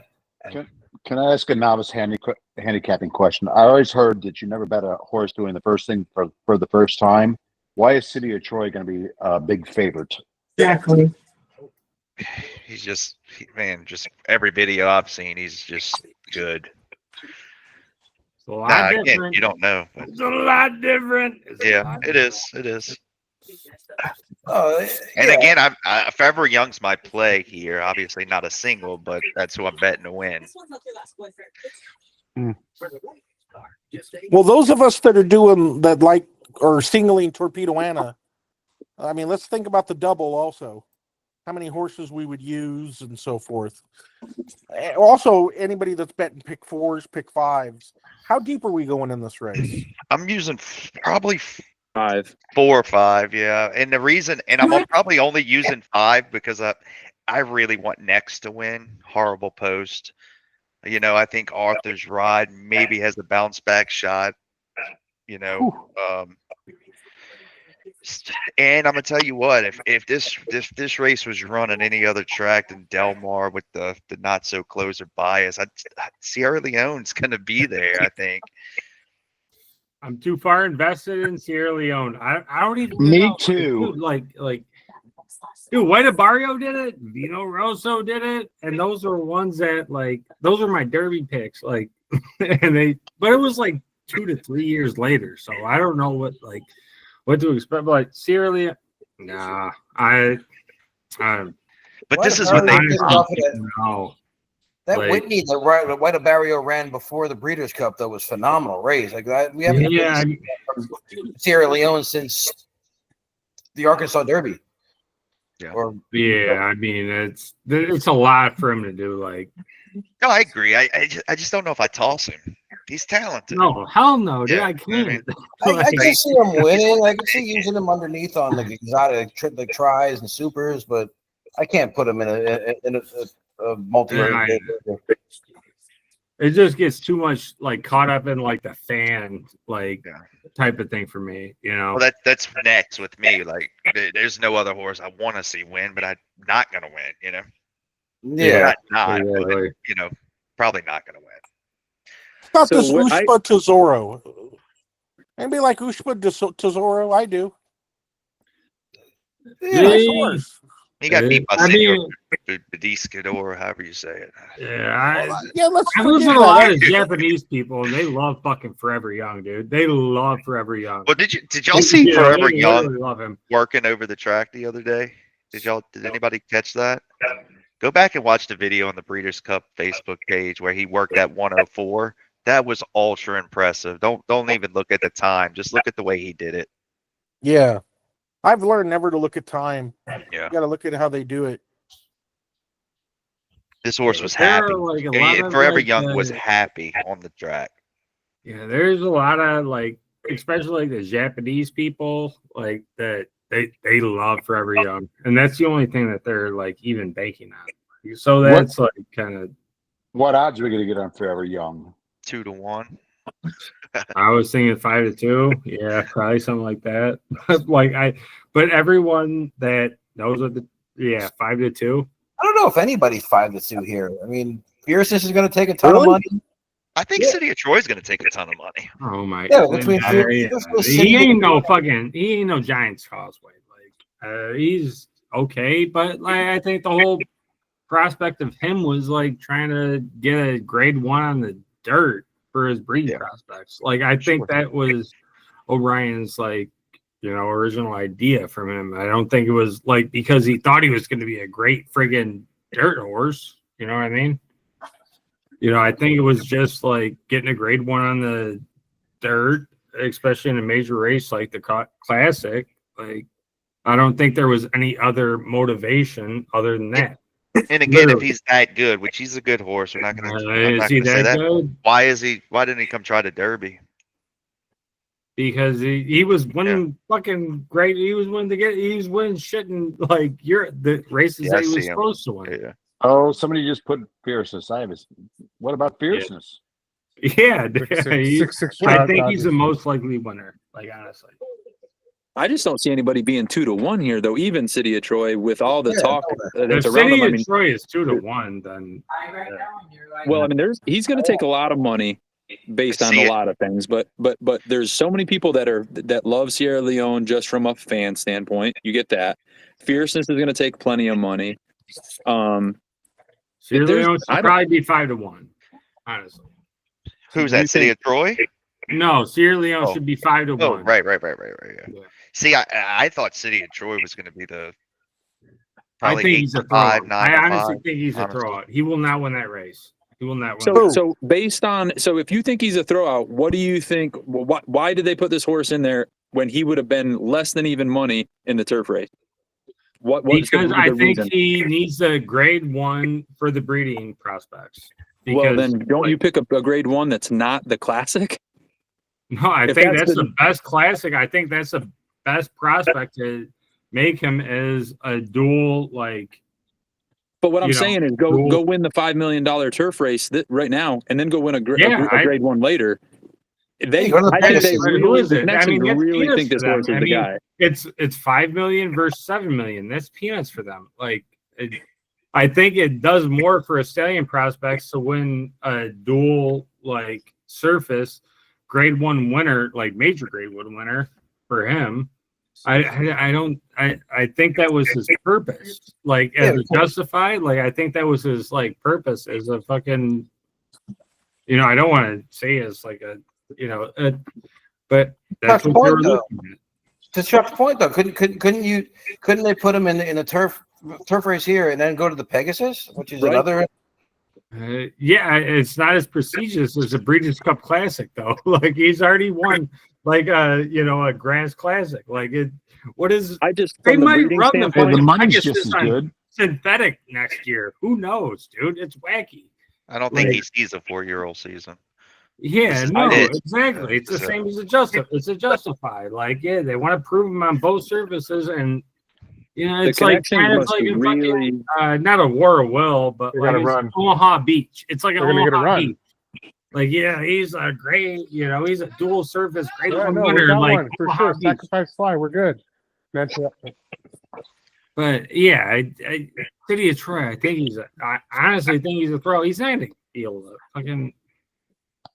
But yeah, I mean, great horse, but like, I just think the Connections must really think he can win it because, like, from the breeding standpoint, the storyline of he wins a grade 1 dirt race, it's going to bump his stud fee up a bunch, and I agree with that. I just think if that's the reason, I don't even think it's about bumping the stud fee up. I think it's about the start of a stud fee. I think it's going to go from like, a $25,000, $100,000 stud fee, or like to a $100,000 stud fee. Like it's one of those things like where it's gonna bump it up in the short term. But yeah, I mean, I don't think he has a chance in the Classic, honestly. Like, because fierceness. He's kind of a turd too, if you think about it. But like, no, I just hope Sierra Leone wins, so I get like all of my fucking. You get all your money back. Yeah. I will say that. But you know what I mean? Like, it's like kind of one of those things. Like, yeah, I think City of Troy. I mean, it would be cool to see him run really good, but I don't think he's like a Giants Causeway level type dude. Aiden O'Brien used Giants Causeway as a comparison. I'll say this about the Connections of City of Troy, and I watch 100 races a day. I'm sure just like you guys do. I don't think there's any better in the business internationally than the Connections of City of Troy from owner to trainer. You know what I mean? And again, I don't know if he can handle the dirt. I don't know what that looks like, but they're there for a reason. He's not a toss out to me. He's going to be on the ticket. I'll follow the Forever Young. I think Bob Baffert wasn't that excited about him when he said it. He's like, he doesn't look like a Justify. He doesn't look like a Justify. He's not as muscular. But I mean, that's what Bob Baffert said. He said he looks like a turf horse. He definitely looks like a turf horse. Like he said, he looks long and rangy, but he doesn't look like Justify. He looks more like a Galileo. So for whatever that's worth. He said why does nobody like Next? I'm just curious. I mean, if this is any other year, we're looking at the form. It's like any year we're saying, oh, Next is a heavy favorite. I mean, I love Next. I don't love him necessarily in this race. I want him to win this race. Like I will lose my money if he wins the race on win bets. He'll be on like, pick 5 tickets. I'm just trying to have somebody talk out. me off. He's a That's tough all. horse. That's who I like. I was all on Next until he drew the far outside. The 14 hole kills him too, I think. Yeah. I mean, they're going 1.25 miles here. I mean, it's not. I mean, it's not 6 I foot don't- long. I will say this. Next, I think a lot of people think Next is going to be way out of it. Next won't be way out of this race. No, look at his fractions. He runs 48 to the half and then 1.5 races. Yeah. And then you go back even further than that. I mean, this was a horse that was running, 45 and on the lead on the turf back when he was younger, but I don't think he'll be that far out of it. I hate the post is the problem. The problem is it shouldn't even matter. He's got to be hustled out of there a little bit, though. the problem is you're going to have Arthur's ride from as far out as he is going to have to go 22 to the quarter, 47 to the half at most, maybe even in the 46s at Del Mar. I mean, you got mixed 2's going to be there. You got there's going to be a pretty quick pace for something what Next is used to anyway. So why can't Next just sit into that garden spot? No, that's exactly where he's going to go. He's also got to get around Fierceness, who's going to be sitting in that spot, tracking. Right. Just lots of speed in this race. I don't know. And it's Forever classic. Young. Everybody has alleviated nerves in the classic. Everybody wants to get to the front. And look, I know Luan missed the judged a wire, but Luan Machado's a top 5-10 rider in my mind. He's super. Is it just because he hasn't won at the grade 1 level? I mean, that's the only thing I don't know. I just keep on looking at Next. I can look at all these others and just be like, yeah, I understand, whatever. Nobody else in this race is winning by 25 and 22. I get it that this is 2-mile races and 1 3/4. He's up against it, but I'm pulling for him. I think Next is a great horse as far as keying in second or third, like building tickets where you key him in second or third, because he's going to be there. I mean, he's not going to get tired. You know that. Well, my argument though is nobody's put their finger on a winner. Nobody has a winner in this one, so that's why I'm like, we got to find a winner. I'm just going with Forever Young. Does anybody think that this race sets up like the pace melts down because everybody's going to go for the lead? 100%. Does anybody think that? Well, you got Arthur's Rod's going to be gunning for it. I mean, Fierceness is probably going to want to be there, even though he can come from off of it. I think their thought is somebody's got to go with Arthur's Ride. Could the pace be as fast as it was in the Derby? I don't think so. Probably not. Honestly, to looking at it again right now, if Fierceness doesn't go to the lead, if Fierceness decides he wants to take back and just sit in the cabin seat, Arthur's Ride might be the lone speed of the race.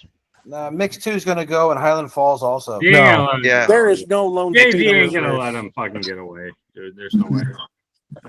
There's no. Again, lone I'm just speed saying in if this race. he decide, you know what I mean. Sierra Leone gets revenge. Arthur's Ride will be in the lead, but he's going to have to work his ass off to get it. Yeah. I think if Fierceness brings his A game, there's your winner. Yeah. He's gonna sit right there. I mean, look at the Travers with Dornock and all those other speeds that were in there too, and he just sat right there, blew right by all. I think. Yeah. That's Fierceness is the most talented. I think it's between fierceness and Forever Young, and unless City of Troy really is that good. Those are the three. One of those three are winning. And I think City of Troy is going to be knocked out of this fucking game. Like it's not the same deal, you know. I mean, it would be different maybe if it was like a Keeneland or Churchill. So like, Joey's against Next. I'm not against Next. I love Next. I just don't think he's. I think you could take Next, and I mean, the best horse on this form that he beat is what, Krupe? Yeah, you could take him and just hop on the back of him. And I'm gonna just have him on the ticket. 2025. Yeah, I'm putting him on there too, of course. But I'll say this: if you go back, I'm encouraging whoever didn't see it, go back and watch Forever Young work over the track on October 29th. If Forever Young breaks sharp, he could go. He's going to be right there with the leaders as well. When we started talking about this, when Gabe asked how many horses, like in mutual or in horizontal tickets, I think Joey was the one. I think 5 is deep enough. And so to me, I'm going to have Arthur's ride on tickets in case he just takes off and is just the fastest horse, and that's all you need to be at Del Mar. And you just be the fastest horse and bet the fastest horse. Fierceness unless he freaks. Forever Young, I think he's the class. I think he is probably the best. City of Troy might be that Flightline style horse. I mean, why do they have him in here? And then Next, in case. Why? If I didn't have Next on the ticket, I'd look back and go, this horse won by 20 some lengths combined over the last 5 times. I didn't have him on my tickets. So with those 5, I feel like I'd cover it. Look at the odds that Next went off in the last 7 races. Yeah. That Am tells I you crazy if I the take competition. Torpedo Anna? But there's no dirt freaking marathoners. But look at Next. I mean, who is he beating? He's 1 to 9 in these races. Yeah, he's running like 24. He's beating allowance horses. But how many horses can you put in that 20 lengths? How many good horses could you put between him and the second place horse? I just love the fact that he travels well. I mean, he wins at every fucking track. I mean, there's something that has to be said about that. Yeah, he travels well. They don't train and they don't breed for anything like that. I mean, it's kind of a niche horse. I mean, if it was a Breeders' Cup Marathon, I mean, that would be a different thing. But it's not it's a classic, you know. It's Jordan. Marathon, this horse would be 1 to 9. Yeah, I know. It would be a free space. It'd be fun. We've never seen Next look another horse in the eye and even be asked. So what can he do? Yeah, when they're cantering along, but that's what I'm saying. We've never seen his best. I mean, he's never been asked for his best. No way. Not recently. I think Fierceness You would can't take a horse's run right past him. out. And I think No, we're not. I would I never think, throw him out. You know, I think there would be most of the field that would run right past him if they looked him in the eye. But yeah, I just remember being at Keeneland watching him run, and I just thought he was going to be a guy. You know, he had a couple races between there where he didn't look favorable. Now he's just started to take off. Do you think he could beat Fierceness? I mean, no, but I'm hoping that all these other horses just do what they do and grind each other, and then this guy just kind of hangs out and says, "All right, it's my time." Yeah, so do I. I just don't think he's going to be as far. I think people want to toss him because they think he's going to be far out of it. He's not going to be far out of it. No, he'll be right off the pace. He'll be 4 or 5 lengths tops. Anybody that maybe can read 4 a form will lengths. tell you that. Yeah. Yeah, I see him sitting that 5th, 6th spot somewhere in there. I put him 3 or 4th lengths. Looking a little bit closer, and I think Sierra Leone is a little bit tougher, and he's a little bit rougher too, where he's not afraid to mix it up. Where he might be throwing his hips into it, but the only way Sierra Leone wins is if he ties a string to Forever Young. Let's go. I don't give a fuck what he does, dude. No, look, I would say this. I don't want Sierra Leone to beat me. If this was any other track than Del Mar, he would be on the ticket. He's just not. That would be nuts. That would be nuts. But that's the shit that happens. This is why they call it horse race. Right. This is why I'm getting excited. Actually, I didn't even think about that. I forgot it was like California. Yeah. I mean, what I saw over the summer, I don't think one horse closed at Del Mar. I felt like anyway. Couple, but mostly none. So what do you think? Ushpa and Derma, I think Ushpa is the one that, as far as your trifecta tickets or even exacta tickets, supers. I think Ushpa is the horse that you have to. I think that horse is so consistent as far as running with these class of horses. I'm not interested in Derma, but as far as the Japanese contingent, I do like. Why do we hate Derma? Derma ran second in this race your last year. bomb? What? Who's your bomb? You got a bomb for us, don't you? Funny you should ask. No, I was with Forever Young. 6-1 the morning one. I know, but you know what? Okay, I'll give you a long shot. How can you not like Mixto? He won on this track. Pacific Classic. True. Come on. He was. I'm not. Doug O'Neill's a Michigan guy. I like that guy. I don't know. Doug O'Neill, you can't leave him out of anything. Like you can't leave Baffert out. Like you can't leave Pratt out. Like you can't leave JJ out. See what you do? You see my problem, gentlemen? You got to leave somebody out, Cerise. This is why my pick 4s and pick 5s are $2,000. I'll give you a horse that y'all can completely leave out of this race, and that's the 5. Name? Senor Buscador. Yeah. No chance. Yeah, he hasn't been good at all since he got back in Dubai. No, I want to know why Derma Sotogake has no chance in this. This horse ran second last year in the Classic. I think so. I watched that replay today. I think it was, and he ran 107. So I mean, that's a hell of a buyer. I didn't feel like he was making up too much ground. I think he was just beating dead horses, in my opinion. Yeah, I just even since that race, I mean, I went back and watched his races, and I don't know, it just doesn't do it for me. Your biscuits. Ugh. Yeah, they were Mind fine. Your Biscuits was very kind of like. He was a runner, not much of a producer. You know, this horse ran really sneaky good in the Kentucky Derby last year. Just so you know, Arguably the worst Kentucky Derby ever, though. Yeah. No, I'm just saying. I'm just mentioning that this No, horse ran a sneaky good 6. He had a lot of trouble, a lot of things against him, and he still ran 6. But yeah, that's true. And So I what do you had 2 think? fills that day. So what do you think the final time of this race would be? 203. 202. 202 and 2. Who said 201? Me. Who's me? Bobby. No way. Unless City of Troy freaks out. 202 probably. 202. It's Delmar. They run faster here. The mix 2 ran 201. No, watch. 203 goes to the 9 and 2. Mix Over 2 and just under. ran a 202 in the Pacific Classic on this track. Doug O'Neill had him extra right that day. Doug O'Neill had that Papadromo juice. Right. Yeah. Oh man. All right, what's next? If it goes All right, any we got- faster, yeah, what's next? our boy Next. Sierra Leone wins.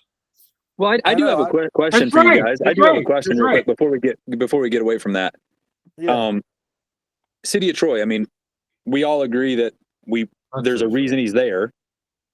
But as far as a horse that comes off the grass and is going to run on dirt for the first time, what do we think he does? Are they going to send him? Are they going to send, or is he just going to try to set off? He's I mean, I gonna don't. probably be closer than usual, but I don't think that. No, I tell you I would this, honestly he say would- that he- he's a throw out. I would honestly say he's a throw out. He's probably a little quicker than we thinking he is. He went to the lead, I believe, maybe his last It's a lot race, right? different. It's a Right? lot different. So he goes 1 mile and 5/16 and 204 on the grass.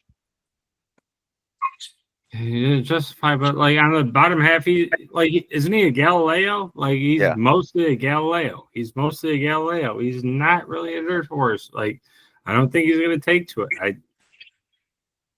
I honestly don't think it's something too much to dwell on. But like, if you guys want to do it, like that's fine. But like, I don't We trust Ryan Moore to put him in the right spot, don't we? I mean, he's not. Yeah, he will, but I mean, I think Fierceness is going to be like up on like his ass and passing him and be ahead I of think him. Fierceness is going to have the perfect trip in this race. Yeah, yeah, that's what I'm saying. He's right where he wants to be. He likes it outside. Coming Hey off guys, a little we fresh. watched thousands of races. I don't think that's even the thing to fucking think about. We watched thousands of races, guys. Turf to dirt is a different world. Okay, we've seen lots of horses go dirt to turf and be very successful. When you go turf Which to dirt, ones? and the first time you have anybody with dirt in their face, they don't like it. Yeah. Doesn't matter the horse, doesn't matter the track, none of that stuff. They just don't. How often Which do you good see turf to dirt turf wins? horses have done good on dirt? Which ones have like been good on dirt that have done good on turf, or ones that are good on turf that have been good on turf? I mean, that's the only argument about this horse, though, right? Is that we don't know if he's going to take to the But have surface. there been any that have been good on like turf that have been good on I dirt? guess why would they do that right now? That's my thing. Why would they do that right now? I mean, yeah, that's what I'm saying for the So, breeding. we've for all the seen breeding that. advantages. Yeah, we've But have all there been seen that. any that have been good on like turf At that this have been good level, on I dirt? can't. At this level, no, I can't make that comment. Giants Not at this There Causeway? haven't been one. Not Not one. at this level. Giants This is the top Causeway. level. Giants No, that's what I'm Causeway. saying. Is I've it never not seen the a top horse at level? this level. I've never seen a horse at this Okay. level make that move. But That's have what there makes it ever even more been any perplexing, good Jordan. on turf that have like done good on dirt? Have there been any? One. That's a great question. It might be City of Troy. Yeah. I mean, Was it Cigar? Animal Kingdom. if you watch that, Hey, remember Cigar? Oh, Cigar! Oh, what a great horse! if you watch this horse work Oh, wow. I overseas, said Cigar. I don't think the kickback's going to be that big of a deal. They put him behind 4 horses in his last big work over there, and he was taking a little kickback. On But anyway. the Breeders' Cup Breakfast Show, they interviewed Aiden O'Brien, and he said from the get-go, this race was what they were pointing that horse to. Yeah. And I don't know if you believe that or not, but that's what Aiden he said. O'Brien might be the best trainer in the world. But he said from the get-go, before the horse even ran one race, it was going to be pointed to this race. Well, we're all going to see Saturday. Yeah. Hey, wasn't it Vinny who asked about the turf to dirt? I mean, a couple horses that come to mind: Code of Honor, maybe Catholic Boy, maybe. But I was just going to say Catholic Boy. Catholic Boy is my favorite horse of all time. War of Exactly, Will, that's you're what 5 he years did. behind. I mean, I That's don't why I know. was gonna Just mention not at it this to level. That's why I was mentioning it to you, Catholic Boy. You asked a question and just I know, came to my mind, I Catholic know. Boy. Catholic Boy. I mean, like, yeah, dude. This is 6 years though, Gabe. I mean, we're talking 6 years ago. I So. Well, I know, and not this Catholic level of Boy horse might have either, been I know. like 6 years ago. Like I don't even know. Like when he won, what was it? Like the Juniper or like the fuck? Yeah, So I was came back. I know. I watched that YouTube race all the time. I was a huge all the fan of time. Catholic Boy, and I don't think Catholic Boy is in the caliber of City of Troy. No, Yeah, not he even didn't close. win fucking. He didn't win the Breeders' Cup Classic either, dude. This is just proof that this horse just has to be a monster for them to make this decision. That would have to be the angle. All right, let's move on to the turf. We could talk about this race for 27 hours. We already have. And we already have. So the Breeders' Cup Filly Mare Turf. I like this race. I think this race has a couple of decent price horses that I like, but you guys get started. And who has a strong opinion in here? The 3, Cinderella's Dream, is my top choice. Yeah, I like that horse. It's one of my horses. Yeah, that horse looks tough with Buick, Appleby. Hard not to like. Horse Yeah. seems to be on the improve as well. Probably sitting on a big one. Yeah, there's a few I like in here. I like this Count Fleet Felicia, Speed, that I read, Inside Post. Warlike Goddess is always dangerous. Okay, Disney I'm is gonna. another one. I think that this is Frankie Dettori's only win in the Breeders' Cup with the 7. Content. You're content with content. Yeah, I'm not saying he's a single, but I think that this is if Frankie Dettori is going to win a race, this is the race he wins with this horse. Interesting. Let me mention who I like in here real quick. I like Mare. Yeah. I think this is a really good horse. I followed her closely. She ran real big last year in the same race. Third in this race last year. Yeah, she does nothing wrong. She tries every time. I like a horse who tries every time. I think that's an underrated aspect on a horse. Especially who just fillies and gives it mares. every time, especially with fillies and mares. She always tries. She may not win, but she always tries. I've always liked this horse. Always thought she had some class and she was special. I think with Pratt on it, I mean, he gets back on her. I think this might mean something. So I'm going to go with Mare as my top pick in here. But we also obviously got to look at the horses like, the 7, the Content, and other foreign horses. And then Warlike Goddess is going to take a lot of money, right? What it's worth, no, that's what I was getting ready to say. For what it's worth, I think this is the worst favorite of the card. Warlike Goddess should not be the favorite in this race. No, Cinderella's Dream it will be the favorite. Yeah. I love the 3, but see, here's the mention. I actually do like the 7, but Ryan Moore getting off the 7 and getting on the 6 for O'Brien makes me like the 6. Looking at the sheet, I don't scratched. Yeah, but the 6 scratch? That's what I read. I read an article there. 6 scratching. Yeah. Oh, good. So I wonder if O'Brien will jump. No, I think Dettori rode for Brian, right? I mean, back in the homeland. When Dettori was his number 1 guy. Interesting. Okay, that's good. I'm wondering if Diddy is going off form. Anybody else? Who's that? The works haven't been good for Didia. She one of my favorite horses ever. I just can't bet her here. I can't bet her here either. There was no excuse last time. And she had a perfect trip last time, perfect ride. I remember that race like it was yesterday. I was at the track that day at Del Mar, and she just was flat out empty against a field that was not that good. I know Hang the Moon came back and won its next race, but that Hang the Moon would be 20-1 is going to be 20-1 right in this race. So is not. I mean, now that you mention it, Gabe, that's the horse I love. Who? Hang the Moon. Me too. Really? I think that the agree. extended distance is going to play well. I like it. I think that the extended distance plays well to the horse. He's going to come late, or he's going to be sitting where he needs to be sitting, not too far, but just far enough. And then I'm going to give you one other one that I really like in here.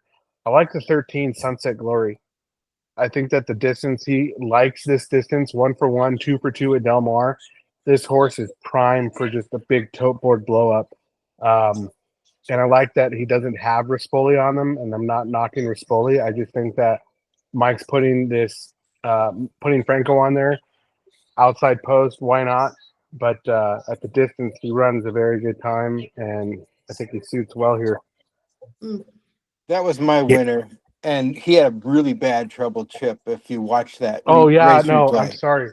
Thank you for bringing that up. If you could go back and watch that, he is just brutally beaten at the gate, around the turn, and I'm just everywhere. He got so hammered. He even had a check twice. Yep, you're absolutely right. I remember that. Yep. But those are the 2 I would use: Hang the Moon and Sunset Glory. The reason I like Content, I think there's a little bit of lack of pace in here, and I think Content can find himself on a lead. Who's going to be on the lead? I think Content can find herself on a lead. I mean, the 2's going to potentially go too, but I think the 7's going to be alone on the lead in here. The 7's going to be right there. The 2, Felicia is going to be on the lead alone. Yeah, no, 100%. Back to Didia. You're saying that you think she's off form. One thing I will point out, nothing against Hector Barrios. He's a great turf jockey. He's not Jose Ortiz. If you go back to back to the Diana. I think he's just as good or better. No, I don't think so. Who's that? No, Hector Barrios is really good. He's great. He's one of my favorites. Jose Ortiz, in my opinion, is the best turf jockey in America. No, Pratt is. I'll take Jose over Pratt on the turf. That's Mm. he doesn't get the mounts Pratt does. What Jose just regardless, it's not here neither here nor there. But if you look video with Jose, you take the two back, the Diana, which started maybe the off form. She was favored there. White Beam, that race was slow as hell. 49, 113. White Beam just walked on the lead, and the race was over. Yeah, I remember that. Yeah, you go back before that. I mean, look, he sits close. Do you remember who rode White Beam that day? Yeah, Pratt. Yeah, Chad Brown had like 9 of the 10 horses in that race. I appreciate your memory, though. I appreciate your memory. That was a good memory. Us friggin' horse racing freaks, we remember the weirdest things, don't we? Yeah. I don't ask me what I ate for breakfast this morning. I won't remember, but I'll tell you who rode a horse from 8 months ago in the 4th race. You know? Yeah. I wouldn't say that she's off form, but the one thing, like if this race doesn't have much speed, she's gonna be there, like close. And Jose is as good as anybody at timing that move. If you think she's not off form, then I think she might be a bet. I mean, because I think she's good enough to win this race. Absolutely. You know, going 3-4 back. Well, the other thing too, other than Hector Barrios doesn't really know the horse either. Jose's ran her 4 times in all of them. Either wins or loses by 1 or in the money or right there. All that Bout de Cachet race. That was another one where the horse got the crawl on the lead with the Tory on him at Keeneland last year. I remember that one too. Oh, if Hang the Moon wins, I quit life. Who? If Hang the Moon wins, I quit life. Are you knocking my horse, Rickson? Yeah, that horse just does not have the class to win this race. Very lucky to win both its races too.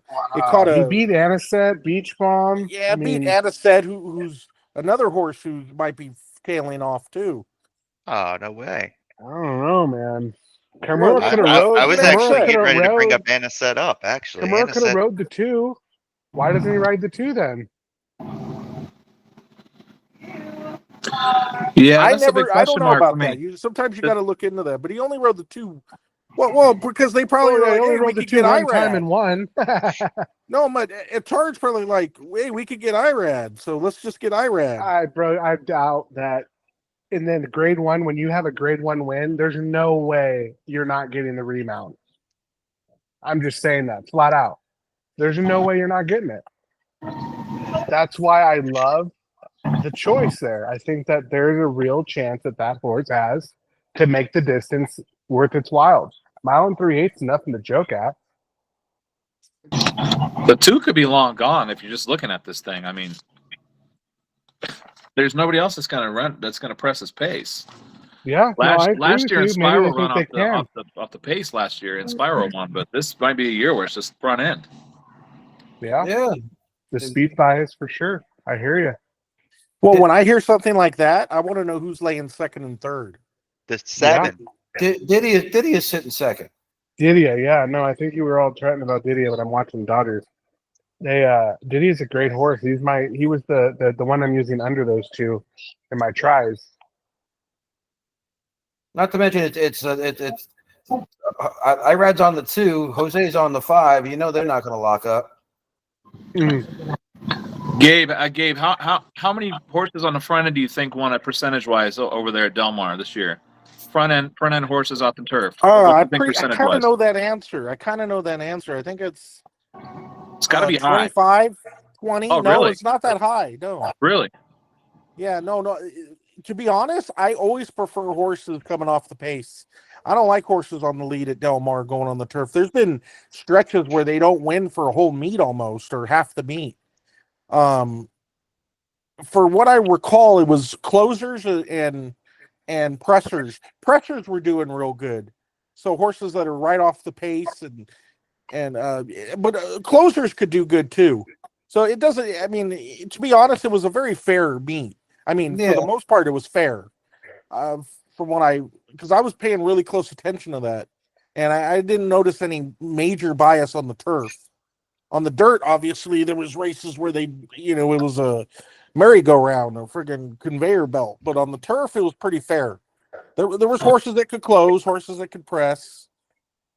So I'm thinking no matter what, don't let the pace deter you. Just if you like a speed horse, go with it. If you like a closer, go with it. Well, the thing is, these are all champion horses, right? I mean, it's Breeders' Cup, so you got to find an angle somewhere where it makes sense, and that's kind of where I'm leaning. It's like, you know what?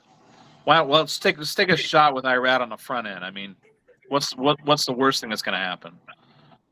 Yeah, he might go out there and try to steal the race too, right? Yeah. Where does Kamara go here? Why is he at? He's on Hang the Moon. Why does he pick Hang the Moon? I know y'all were just talking about that. I just don't know why he would pick Hang the Moon over a grade one. I think the trainer just picked Irad, and he had to find another horse to ride. That's what I say. I think he just said, "Hey, Kamara or Irad, I could get Irad. Okay, I'll take Irad." I read that it had Best jockey in the world or him. Let's figure that out. Yeah. Now we've been talking about who's going to lay second here. One of these outside horses are probably going to try to gun it, right? To avoid going wide on the first turn. Any of them fast enough? The 7. I don't think he's fast. I don't think he's faster. I don't think the 7 is faster than the 2, but I think the 2 is going to be sitting second, third, not as far off as what I think we're thinking. I'm reading on this 12 8 through 12 might walk out of the gate, guys. They may not even think about it. They're just going to sit back. I was just looking at this 12. You notice all this 12 does is break bad every race. Yeah, it's funny. This 12 is like not a good breaker, so I'm not expecting him to. I mean, I don't know. Maybe if he breaks, you never know. A horse could break good any day, but I'm wondering about this 13 with Manny Franco. Is he going to try to push this horse out and try to? He's going to try to get position. I don't think he's fast enough to go with the 2. Somebody really liked him in this group. I mean, you talk about outclassed. Maybe Pratt's smart enough to be sneaky and say, "Hey, I'm going to try to have Mare right up there." I want to know which jockey is going to lay second and third in here, because whoever's laying second and third in here might be the winner. Didia. I think it's Didia and Cinderella's Dream. I think the 9. I think the 9's going to be close, and at a price. I don't like the direction she's been going, but that horse can run with anything in here. Yeah. So nobody likes the 7 to be close. I think the 7's close too. I think Frankie Dettori is going to get that horse out the gate and be right there. This horse runs in all Group 1, some of the biggest races over there, and you go back to where he run in the Coronation Group. Was it the Coronation when he run with Porta? And it's like 4 or 5 races back. Opera Singer. He pulled hard to the lead he wasn't good enough to win the race, but he pulled hard to the lead. Well, they got Bueller in there. Sorry. World Series. Bueller? Yeah, it's in there. Bueller's in there. Wow. He's like, fuck this. Let me win this now. I got to go back and look harder at the 7 now that I know the 6 scratched. One of my handicaps. I mean, if I see a jockey that I like and he jumps horses, yeah, I got to go back and look at that now. All right. There's more races, right? Look, we got the Sprint, another hard race. Now this is the race. Maybe Doug O'Neill can make some headway in. Yeah, I think so. Is Raging Torrent on the rail just gonna gun it and hope for the best? Yes. He might, I mean, the 3 is gonna could go with him potentially, but I just think he's gonna gun. There's an absurd amount of speed in this race. Yeah, there is. You nailed it. 2, 3. Those are the ones for me. Those are the only 2 that I wrote down. And the 3, Federal Judge. Yep. Or I'm sorry. The 1 and the 3. 1 and the 3. The fun fact is that King of Gosford, if you run 4 back there in the John Shearer, he's running Thursday, in a stakes race that I'm also participating in. And I think that's the horse that we have to beat. But I would play an exacta in that race. King Gosford and myself, American Glory. It's Thursday, Del Mar race 8. Yeah. And I mean, the one's a different horse sprinting. I mean, we can't even look at the mile and a 16th, the 2 turf races. He was competitive. I just think he's going to go forward and see how far he can take. Beat Chosen Braun and I came back, lost the lead and came back against Chosen Braun. Yeah. And then he gets a little bit of a break, comes back, works best of 71 at Santa Anita. Yeah. Yeah. Forget anything near 10-1. Oh my God. I do think it's worth mentioning that last year in the sprint, East Coast horses ran 1, 2, 3, 4. Just Yeah, but there's no elite power or gunite in this field. Right. I will say, I think if the race falls apart, which it has potential to do, I think Nakatomi. Yeah. Exactly. One out away, baby. 1 out away. Nakatomi pick up the pieces. You know, Potentially. this horse, Straight No Chaser, is a good horse. I know this horse really well. Yeah. I don't know if the thing is, I don't know if he could get the lead. I don't know if he could, sit right off the pace and win. But I've always been a big fan of this horse. I just won't be happy that my racehorse wins a race, but yeah. So this is one of those races on any other day, I would be on board with the whole, there's just too much speed. So I would bet it it's going to fall apart. But because it's the Breeders' Cup, because what it is, and it's at Del Mar, I think between Straight No Chaser, Federal Judge, Skelly, and Raging Torrent, I think one of them is going to go and last. That's what I think. What about Mulligan? Mulligan's probably going to be there too, unfortunately, but I don't think he's the guy to speed there. I'm holding a lot against Mulligan right now because I played Churchill today and got absolutely drugged through the mud. And I played a horse that I thought was a great long shot because he come out of a Mulligan race and he run dead up the track. So I mean, I don't know how good. I don't think Mulligan's as good as this group here, just based off of what Dodgers happened win the today. World Series. Yep. Freddie Freeman MVP. 1,000% better be the MVP. Yeah. Oh yeah. minus 75,000 odds. $1 billion will buy you a lot, won't it? Yeah. Oh yeah. I went back. 3 Not Yankee to get years today sure helps. There's still 2 races to go through? Wait. 2 races. Not to get you all off the Did baseball we look stuff, enough but on this race? I mean, Oh, I don't know. I was looking ahead. I just think that I think if it falls apart, Nakatomi's the winner. But I agree with the speed here. Raging Torrent's probably. I don't know. this I'm is hoping such a Raging different Torrent's race. Such a different race than last year. Yeah. Oh, last year was the easiest thing ever. Who was that? Elite Power. Oh, Elite Power. Elite Power, yeah. I thought the best bet I made though the whole freaking Breeders' Cup last year. The turf sprint was right before that, and I singled Elite Power in a double with all, and I got no balls at 20-1. Nice. Yep. I forgot what I got back on that one, but that was the best bet I made the whole weekend. Monday night, I sat and watched I can't remember how many frickin' replays. I had wrote all of them down and searched them up on YouTube so I could sit there and watch them. And I couldn't, it blew me away at just singling out and just sitting and watching replays for the Breeders' Cup at how little closers closed. And that was across the board. Now, I was singling that to dirt races. I wasn't watching much. I wasn't doing much on for the turf, but it just blew me away at how many horses, and it wasn't just for Del Mar. It was I went through the last 4 to 5 years, and was just continuously watching the last 4 or 5 of each race. It seemed like it was either pressers or pure speed. It was if you weren't in the top 4 in most races, I was just sitting there circling them, and I didn't keep the paper because I kind of seen what I wanted to see. It was just, if you just went, even races that you would sit there and look at it and you're going, wow, they went really fast. Nobody closed. I mean, there was a handful of them, but I literally could count on one hand how many. It was very surprising.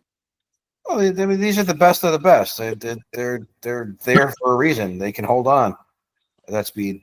What'd you say? He was outside. Oh, Hey, Gabe, I'm new to Yeah. this game. You know me, but I'm getting better at this. But you always told me speed kills, doesn't it?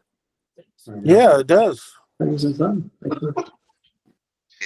you're does. playing, I mean- unless you're playing Churchill at on 10:30 today. I had every horse in contention on the lead, right off the lead, and every single one backed up.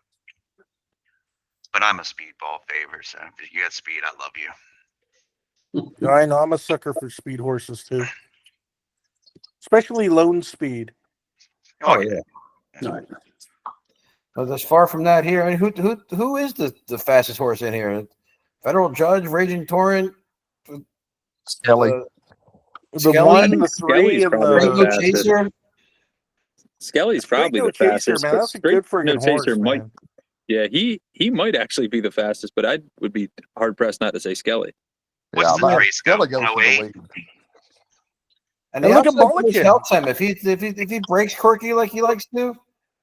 He's not going to get pinched. What I like about Raging Torrent is he's cutting back a tad. And he's got heart. Like I Yeah. said, he was passed. Yeah. I mean, against I like the I like chosen 1 and round. 4 in that race. So. Oh yeah, coming back against losing the lead and coming back against Chosen Ron. That's all I needed to see. That's a hell of a horse. I think Yeah, I Federal remember that Judge's race. last out was just really impressive. I mean, he put away Nakatomi pretty easily. I don't know if you guys watched that race, but he broke well. I mean, it just was a race that it was like, this was a clear cut winner from the jump. He might get the same grip. He could. He's fast. Yeah, Nakatomi was off a short layoff too. Yeah. Also, if you remember those first couple of weeks at Keeneland, especially the first week, like everything went on the front end. Yeah, all speed. Okay, wait a moment. Wait a moment. Hold on. This race is getting interesting. Skelly, speed. Mulligan, speed. Yeah. Straight no chaser, speed. Yeah, if the race falls apart, Nakatomi's got to win. How about Gun Pilot? Yeah. No? He's fast too. Yeah. I mean, off it. for a horse that could, I mean, the race is kind of setting up for him. Is he good enough, though? That's the question. If he can stay within the 3 or 4, he's got a shot at the end if they fall apart. God, there's a lot of speed in this race. I need Nakatomi. You know what? Am I crazy for thinking Nakatomi might be a good show bet? I know show bet. For sure, he's gonna show. Nakatomi should hit this hit the board. I think this race is too hard to pick a winner, but I might try to maybe bet a horse to show in here. Bet 100 to show, maybe get 380, make $90. Well, he was third in this race last year. Yeah, ran third in this race last year. Usually hits the board. Look, 19 races, been in the money 15 times. The battle-tested horse. One thing worth noting, I like here is that a few of these that are coming out of 7 furlong races, like Raging Torrent, I think they're good. They could be able to carry the speed longer than, say, a Federal Judge or a Skelly. Yeah, that's true.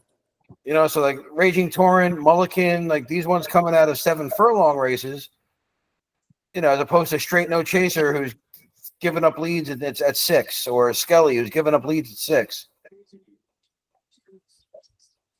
I like Raging Torrent and Mulligan are probably my 2 top choices. And then Mulligan, guys. Mulligan's going to win this race. Hey, Gabe, you got the right idea. I think you got the right show bet. No, I like the show bet, and I like Mulligan also to win. Look at Mulligan has Pratt. Pratt's going to be smart. He's going to this horse can be right off the pace, right? Look, too bad he rated him. This horse is going to be on the outside, letting the other horses kill each other while he's probably 2 or 3 lengths back. He's And gonna while do they're exactly what dying, Lucas he's does. going to inherit the lead. Mulligan wins this race. Yeah, Who likes Mulligan? Anybody likes Mulligan with me? Me. I'm sold. I'm sold. Fuck it. That was my winner too. Mulligan, Raging Torrent, exact the box. And Just toss the Nakatomi for 5, 6, third. 7. Toss the 5, 6, 7, and you're going to be fine. Just hit the Allberg and just let those 3 go. Then move on. I know my boy Pratt, man. I seriously, I know Pratt better than anybody. He's not going to put this horse on the lead. He's going to have this horse laying 4th on the outside, cruising, without dirt in his face. Oh my God, I could just see it. Yeah, and again, coming out of the 7 furlong races, he's going to be coming out of the 7 furlong races, exactly. So 6 will be easy for him. Yeah, that's why I think Grade Raging 1 Torrent, winner, 5.5. That's why I think Raging Torrent outlasts all the other speed too, because of the 7 furlong races. So there's your exacta right there. I love the outside post. I love it. It's not the complete 110. outside, but it's almost the outside. All right, Mulligan. Mulligan's going to win this fucking race, and we're going to make money. All right. Breeders' Cup Mile. Somebody said this race was impossible. Me, I've been looking at this all day. That's Oh no! every it's all single Carl horse in this Spackler. race has a shot. Turf Mile, yeah. It's tough. Not Goliad. It's Carl Spackler, the hardest trying horse you've ever seen. Oh yeah, the only one I would bet would be Carl Spackler if he was like 6 posts closer to the rail. I hate Carl Spackler on that at 12. I know that hurts him a ton, but I wouldn't throw him out. I mean that. No, definitely not throwing. I can't throw any of these out. This is the ultimate all race. I love this right. Johannes horse. Yep, I do too. I'm not saying I love him to win. I'm just saying I love this friggin' horse. This horse, I've seen this horse. Watch this horse in the paddock when you watch him. This horse is just quality. He's a beautiful horse. Just looks the part. There goes the fireworks. Well, you think as long as thing- there are enough bullets, you might want to stay inside. I know, huh? It sounds like bullets. My one thing with Johannes is the one time he raced outside of the West Coast, at Churchill Downs, finishes 5th. I mean, I know it's steadied, I guess, but he had trouble. I understand this is in California, but this is against everybody, and facing East Coast horses and European horses, and I don't know if he's quite. No, I'm with you. I don't know. I mean, I don't know if he's good enough. I just love the friggin' horse. You know what I mean? And he's such a classy, a wild long shot? elegant horse. I'm gonna look at Thoroughgraph in here, see if Thoroughgraph could help us out at all. Because it's a tough race. The one horse ran a 2. Well, I don't trust numbers out of the country. Chili Flag runs 2s and 3s. Diego. That's my horse. Another horse. It says it runs 3s and 4s. Goliad ran a 2 last time, but 2 and 5, but usually doesn't run anything over an 8. Notable Speech. A lot of foreign horses. More Than Looks been running 1s so far. That's the guys. I love the 12. been running 1 and 2s. I love the 12 guys. I'm gonna get to that one. 2s and 4s for Win the Money. Who's the 12? Carl Spackler. Carl Spackler. 6 to 7. He ran a -1 2 races back. Yeah, that's would what I win this just race said. by 3 lengths. Toughest horse, bad post, but toughest horse in the field. Yeah. 6 to 7. T-Gaff, Chad Brown. I mean. Oh yeah, Carl Spackler. I know this horse. I love this horse. Yeah, it's a strong really good turn horse. of foot. And he won from the far outside post last out. Oh yeah, I was going to remember. bring that up. Yeah, I remember that. It was very impressive. I remember being very impressed with this horse. Yeah, That's Last my couple solo. I'm times. soloing that horse. I'm not looking at anything else. I don't blame you. That's kind of You and me what to both. do in a race like this. You got to take a stand, because if you don't, then you're going to go 8, 9 deep, 7 deep. You know, yeah. it's a race to take a stand. And what odds are we expecting on Carl Spackler? Oh, you're going to get a price because he's breaking from outside. Yeah, 5 you're to not 1, 6 to 1. I think you're probably 5 to 1. But I have the note that I wrote down on this one was no speed, but so I'm not, I mean, I don't got anybody really. I tell you what, I've watched his last 4 races, and I think no speed's kind of deceiving. He puts himself where he needs to be. Oh no, no, It's I meant no speed in the New race, York racing. Jack. I meant the only yes. horse I see wanting to go to the front. I only got one horse going to the front. Everybody else, I mean, that just makes it tough on the notable speech, right? But other than that, a notable speech is going to come off. Chili Flag is going to come off. Diego Velasquez is coming off. More Than Looks is coming off. Johannes is usually, 4 or 5 back. I mean, Carl Spackler usually sets just off. You know what? No, wait. You know what? I think from the 12 post, he's going to try to get early position. Yeah, no worse than third crossover. No question. Yeah, with this lack of speed, he's going to cross over. Yeah, that was my point. Is that I don't think he's going to have no trouble from out there. That was my point. Yeah. If he does that, he's the winner.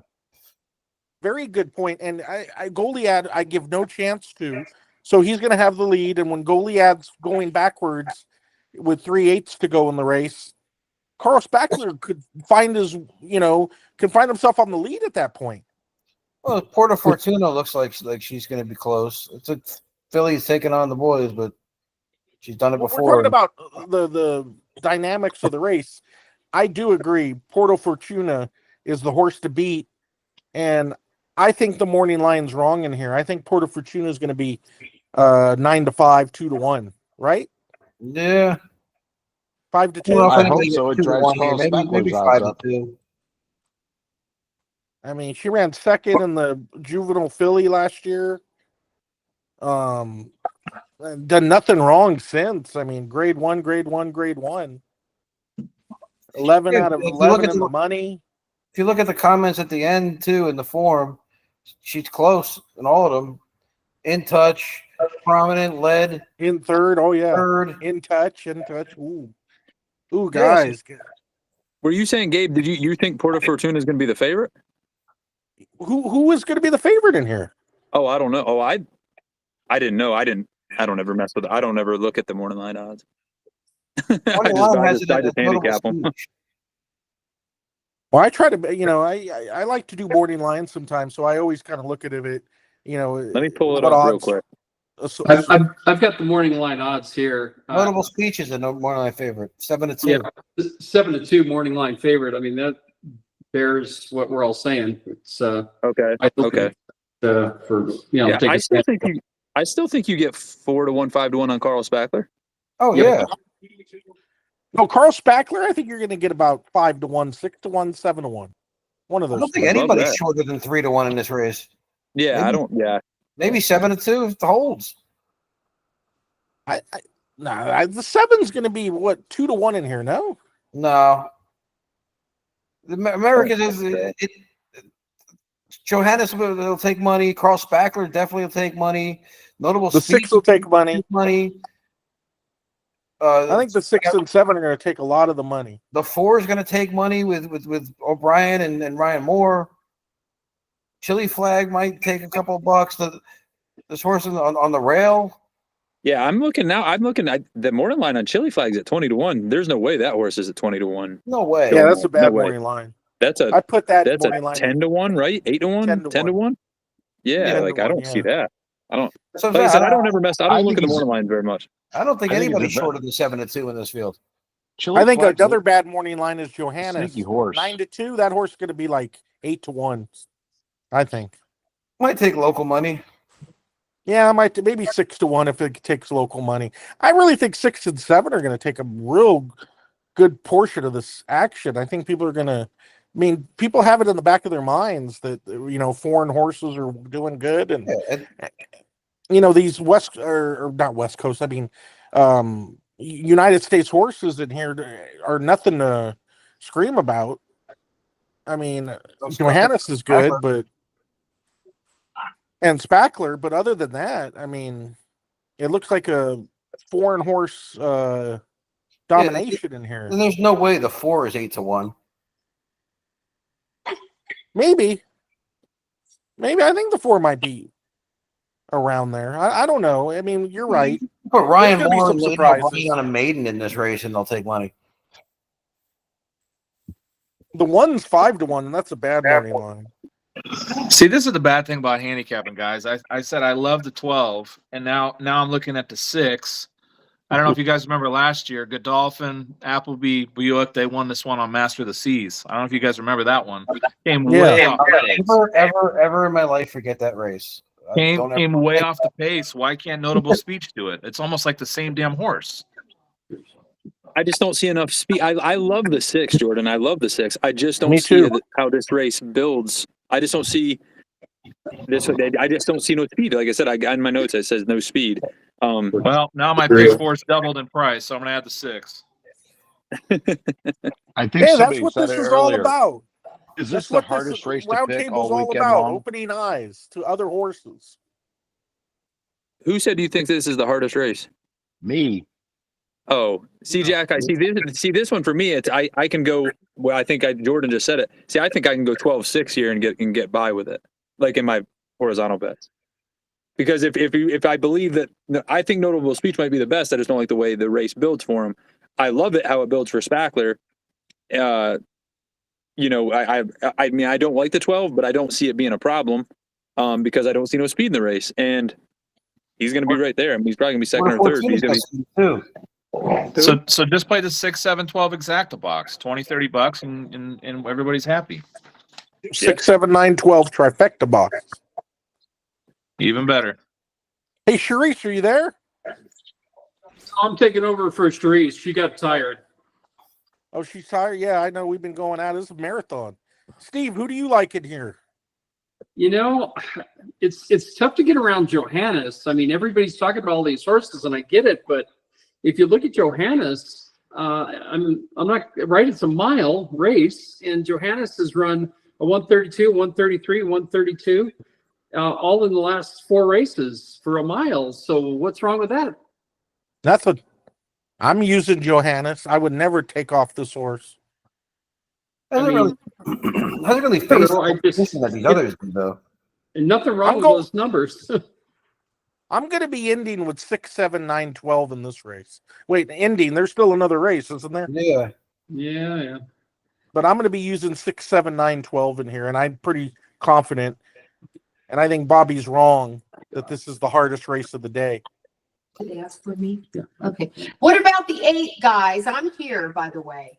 Yeah, I love there the 8. She is. Oh boy. There I is. I love the 8 with Irad. Yeah. No, it's the better one, Jose. Yeah. Oh, I thought the J was an I. I'm sorry. You're right. It is the better one, the nicer one. Yeah. Yeah. On the turf, I say Jose's better. What? The 8 didn't jump off the paper. Jose's better. But I will say, Cherie DeVoe gets her first Breeders' Cup win. in the morning, the 8 looks fantastic on the track. Mhm. I will say that. Mm-hmm. Lost 2 in a row to Carl Spackler, though. Lost 3 total to Carl Spackler. 3 in a row. That's my boy Carl. Let's go. 3 out of the last 5 to Spackler. Like I said, didn't jump off the paper. Pretty horse on track. Just reading the notes, guys. Go back to sleep, Sharice. Go back to sleep. Go back to sleep. Good night. Go Good night, back to Sharice. sleep, Sharice. Get your beauty rest. Oh boy. Guys, on this last one, I got to drop off. I got to get some stuff done. It was good to talk to y'all. Good to talk to you again, Gabe. All right, you too, man. We have people needing to go because they're tired. Yeah. No, I'm at work, Gabe. I got to get to work. And we got people that have lives that unlike us. Hey, thanks for many your of us input. who Much don't have appreciated. lives. Yeah, absolutely, Jack. Good to see you. Hey, Gabe, going back to that turf race, I was looking at the stats here. Only two wins from the 10 hole and out for the summer meet at Del Mar. Yeah, I know. I don't really like the outside. Yeah. At Del Mar, that's true. At a mile, 2 wins. At a mile 16th, 1 win.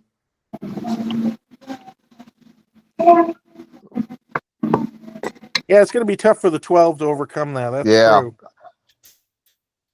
if he was inside, I would definitely like him. Yeah. I'm also wondering if I don't know. I really like 6-7 in here, and I like the 9, horse. obviously. I like the horse that she brought up. That more than looks. Yes. Third off a layoff, ran right behind him twice. He got a better post. Last thing I'm going to say, sometimes you got to figure about post and form and everything. Look what Carl Spackler's done. He's just a tough son of a bitch. Yeah. Oh, definitely.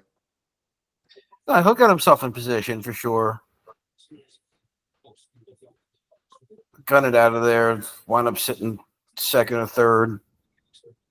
Worst. Chris Victor, you still around? He's on mute. Yeah, I'm Oh, here. there he is. Did you have a thought in here? And race 12? No, race 11.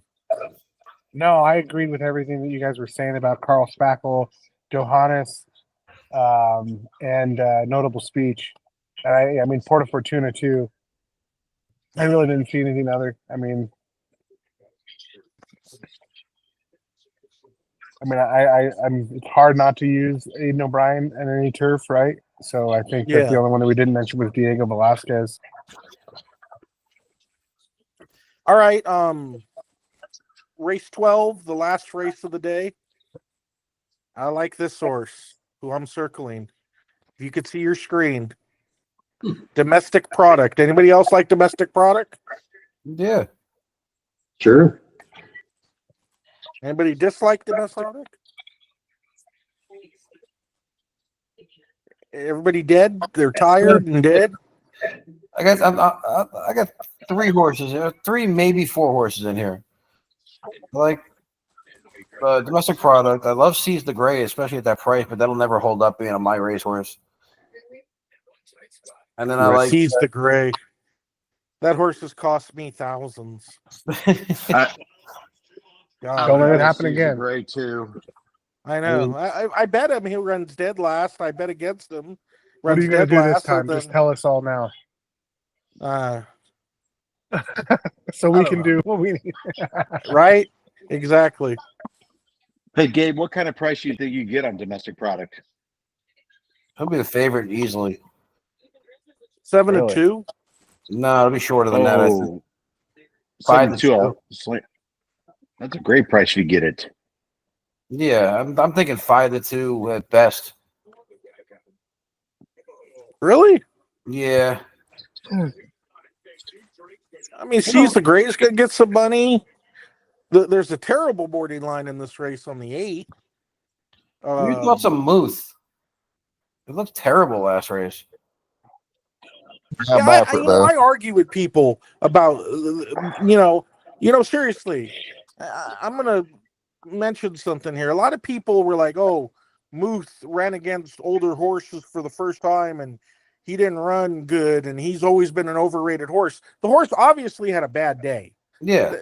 I mean, come on. Anybody who knows handicapping knows that this horse had a bad day. It really pissed me off to read so many people, oh, Muth is no good. He's never been good. Come on. That wasn't a very good field of horses. And he lost by 15 lengths. So he just had a bad day. Yeah. I don't know what to expect. I mean, we're going to expect better, right? But yeah, you gotta. But was Muth good enough to win? That's the question. Is Muth better than Saudi Crown? Yep. No, I take it back. Other way around.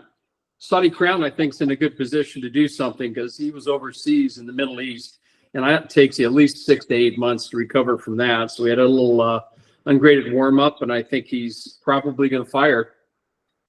I agree. From the inside post, I like him. I like him also.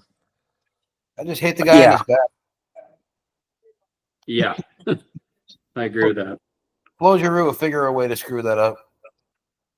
Yeah, Saudi Crown was another horse that's going to get bet. There's some horses going to get bet in here. That's why I think we might get 3-1 on Domestic Product. I think Saudi Crown's going to get bet. Seize the Gray. Who else is going to get bet? This 8 horse that's 12-1. The post time. Isn't this horse going to get bet? won by 11 lengths last time. At Laurel? Yeah, but then was right there to Arthur's Ride and the Whitney, two back. Yeah. I don't think that one's getting bet, Gabe. What, 12-1 morning line? No. Right? What It'll is it? go off Is every that horse bit of 12-1? Every bit of 12-1. 30-1. Yep. Let's make a bet, for a drink or something next time at Los Alamitos. Okay. Will you give me 8-1? If it goes up 8-1 or less, IOU. Yeah. Deal. Okay, 8-1. I say this horse goes off at 6-1. All right, Okay. that'll be fun. Fun little drink bet. I'll be going to Los Al once this winter meet. I always do. All right. Did you like domestic product, Steve? Yeah.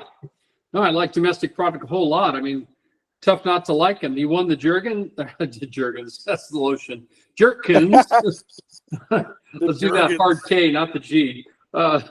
Jerkins, and he's just been sitting there waiting for this race. So I think that horse is ready for this race, and he's got Pratt, of course, and Chad Brown's Chad Brown. He'll have him ready. Does Charisse like Skippy Longstocking? No, she doesn't. She doesn't like Skippy Longstocking. She went to bed. Okay, now she's officially in bed. I'm not calling her back, but she likes Seize the Gray. She does like Seize the Gray, but I think that's her infatuation with Lucas. So take it for what you will. Anybody else in here got a shot? I give him big shots. 1, 6, 9, 10. Nobody else has a shot, in my opinion. 1, 1, 6, 9, 6. Yeah, I like that a lot. Yep. Yeah. Toss the rest of the field. I don't know, guys. I like the 12. Mufasa. Maybe I'm the oddball. Mufasa? 2 for 2 at the distance. 10 of 13 lifetime. Hey, it's okay to be the oddball. The oddball is the one that gets the money. I mean, again, you can make an argument for Skippy right now than Gaffleone. You can make an argument for Skippy. I mean, think about it. You ran against Cody's Wish, National Treasure. So I mean that's your valid point there, right? This race just isn't that great on paper, to be completely honest with you guys. I mean, there's a reason it's the last race on the card. Yeah. And I know it's $1 million, but I think anybody can win. I think you guys all make solid arguments, but why not? I guess why not the 12 then? That's Jordan, right? That was my horse that's me. to win. Michael Jordan. Yeah, I wouldn't say that, but well, yeah. One thing I look at on this 12 is very interesting, and it means nothing, and it's not even a real true handicapping angle. But look at the odds the 12 goes off in all of its races. Look at 8-5, 4-5. The argument is he hasn't beat anybody. That would be the argument. No, the argument is he's going to be what is he going to be tomorrow? 15-1, 20-1? Well, or tomorrow, I mean Sunday or Saturday. Play him in your exotics, I would say. Maybe win, play, show stuff. I don't know, but I think I think that's a positive though. I mean, this horse is 8-5, 6-5, 2-1. Always a favorite. And now, out of nowhere, you're going to get probably 15, 18-1 on this horse. That's value, I think. So I don't mind you looking for value in this race. And if you don't think this field is that good, then Mufasa could easily win this race. Well, here's my thing. Seize the Gray's a fan favorite, right? My racehorse. Okay, so everybody's going to root for that horse. 8's logical. I can understand why people would argue. 9 you love. I love the 9 too. He's the most logical winner. Muth, throw out his last race. Okay, he's in the mix. And then 12. And I guess you could say the 14 because he's raced against some tough, some tough opposition. But I mean, I don't know. I think it's 4 or 5 horses, and you play a try box, and you end the day on a win.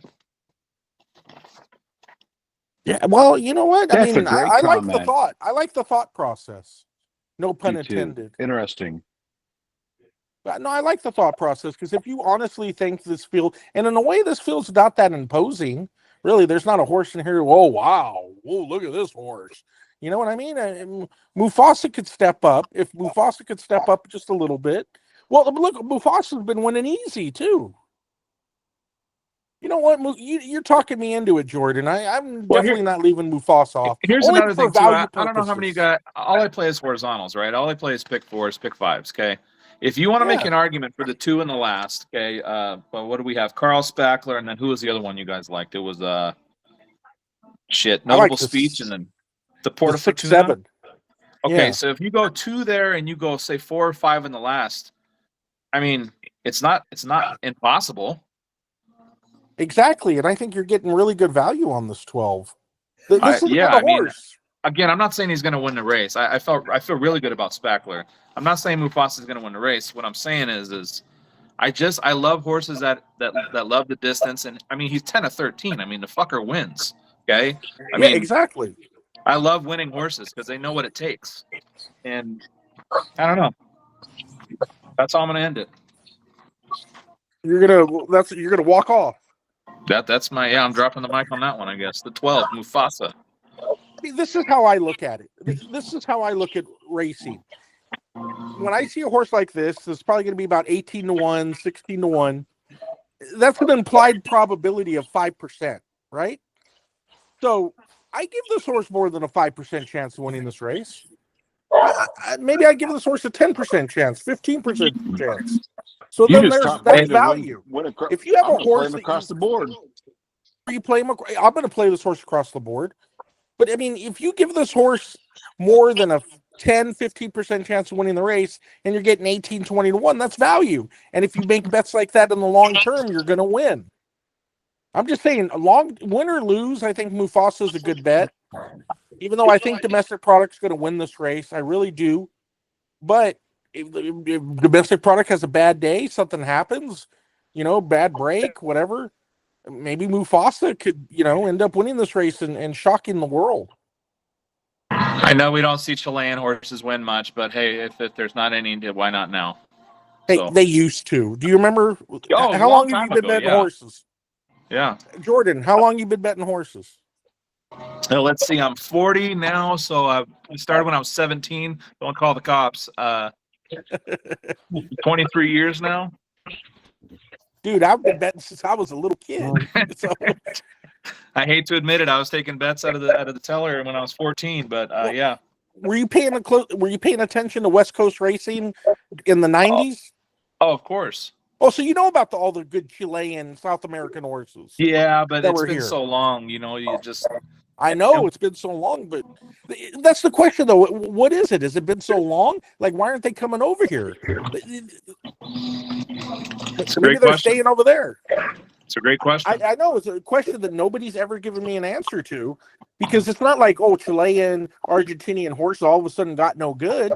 I mean, they were great. Siphon, Gentleman. The list goes on. Well, who was the best last Chilean horse? Maybe Lido Palace?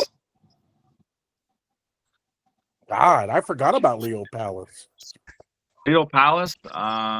There was one horse. It was a Don Alberto horse about 5-6 years ago that was good. I can't remember the damn name, though. That's the Lido Palace is the only one that comes to my name, but that's just because it was in the 2000s. I remember that, but. Yeah. I mean, but remember, what's his name? Candy Ride was Argentinian, right? Yeah. So they're all from like that same hemisphere. So I mean, Chilean. I mean, we got to hear. Isn't there a Chilean horse running in the Classic? I think, right? It's not a great horse. Was it Boostador? No, it's a Bull something. Bull Torrent or something. I bet the horse last time. Cost me a lot of money, too. I got beat by a Mixto. Okay, it's Here, I'm going to go to it. Hey, good night, Gabe, and good to night it. to everybody, and good luck. Full Serrano, isn't that horse? Right. All right, good night, my man. We're going to end this thing soon anyway, but Full Serrano. I don't know where he's Yeah, at. But anyway, Full Serrano, I think, is a Chilean horse. Cost me a lot of money last time. All right, well, everybody's yawning. We had a nice run. Remember, this is going to be on YouTube. I got to make sure I don't forget to do that.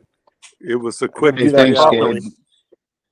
How long did Thanks, we go? Gabe, for letting newbies be involved. 3 hours. Loved it. 3.5 hours? 3. Wow, we're nuts.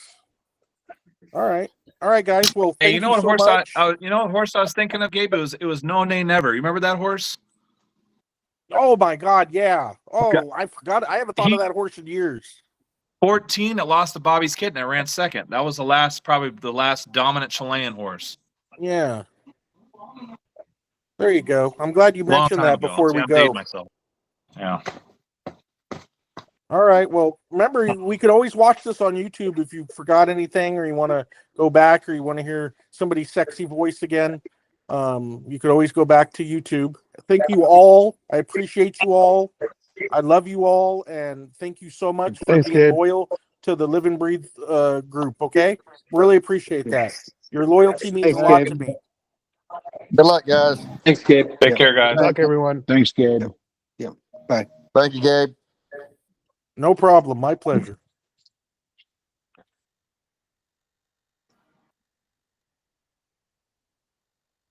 What do we do to start recording?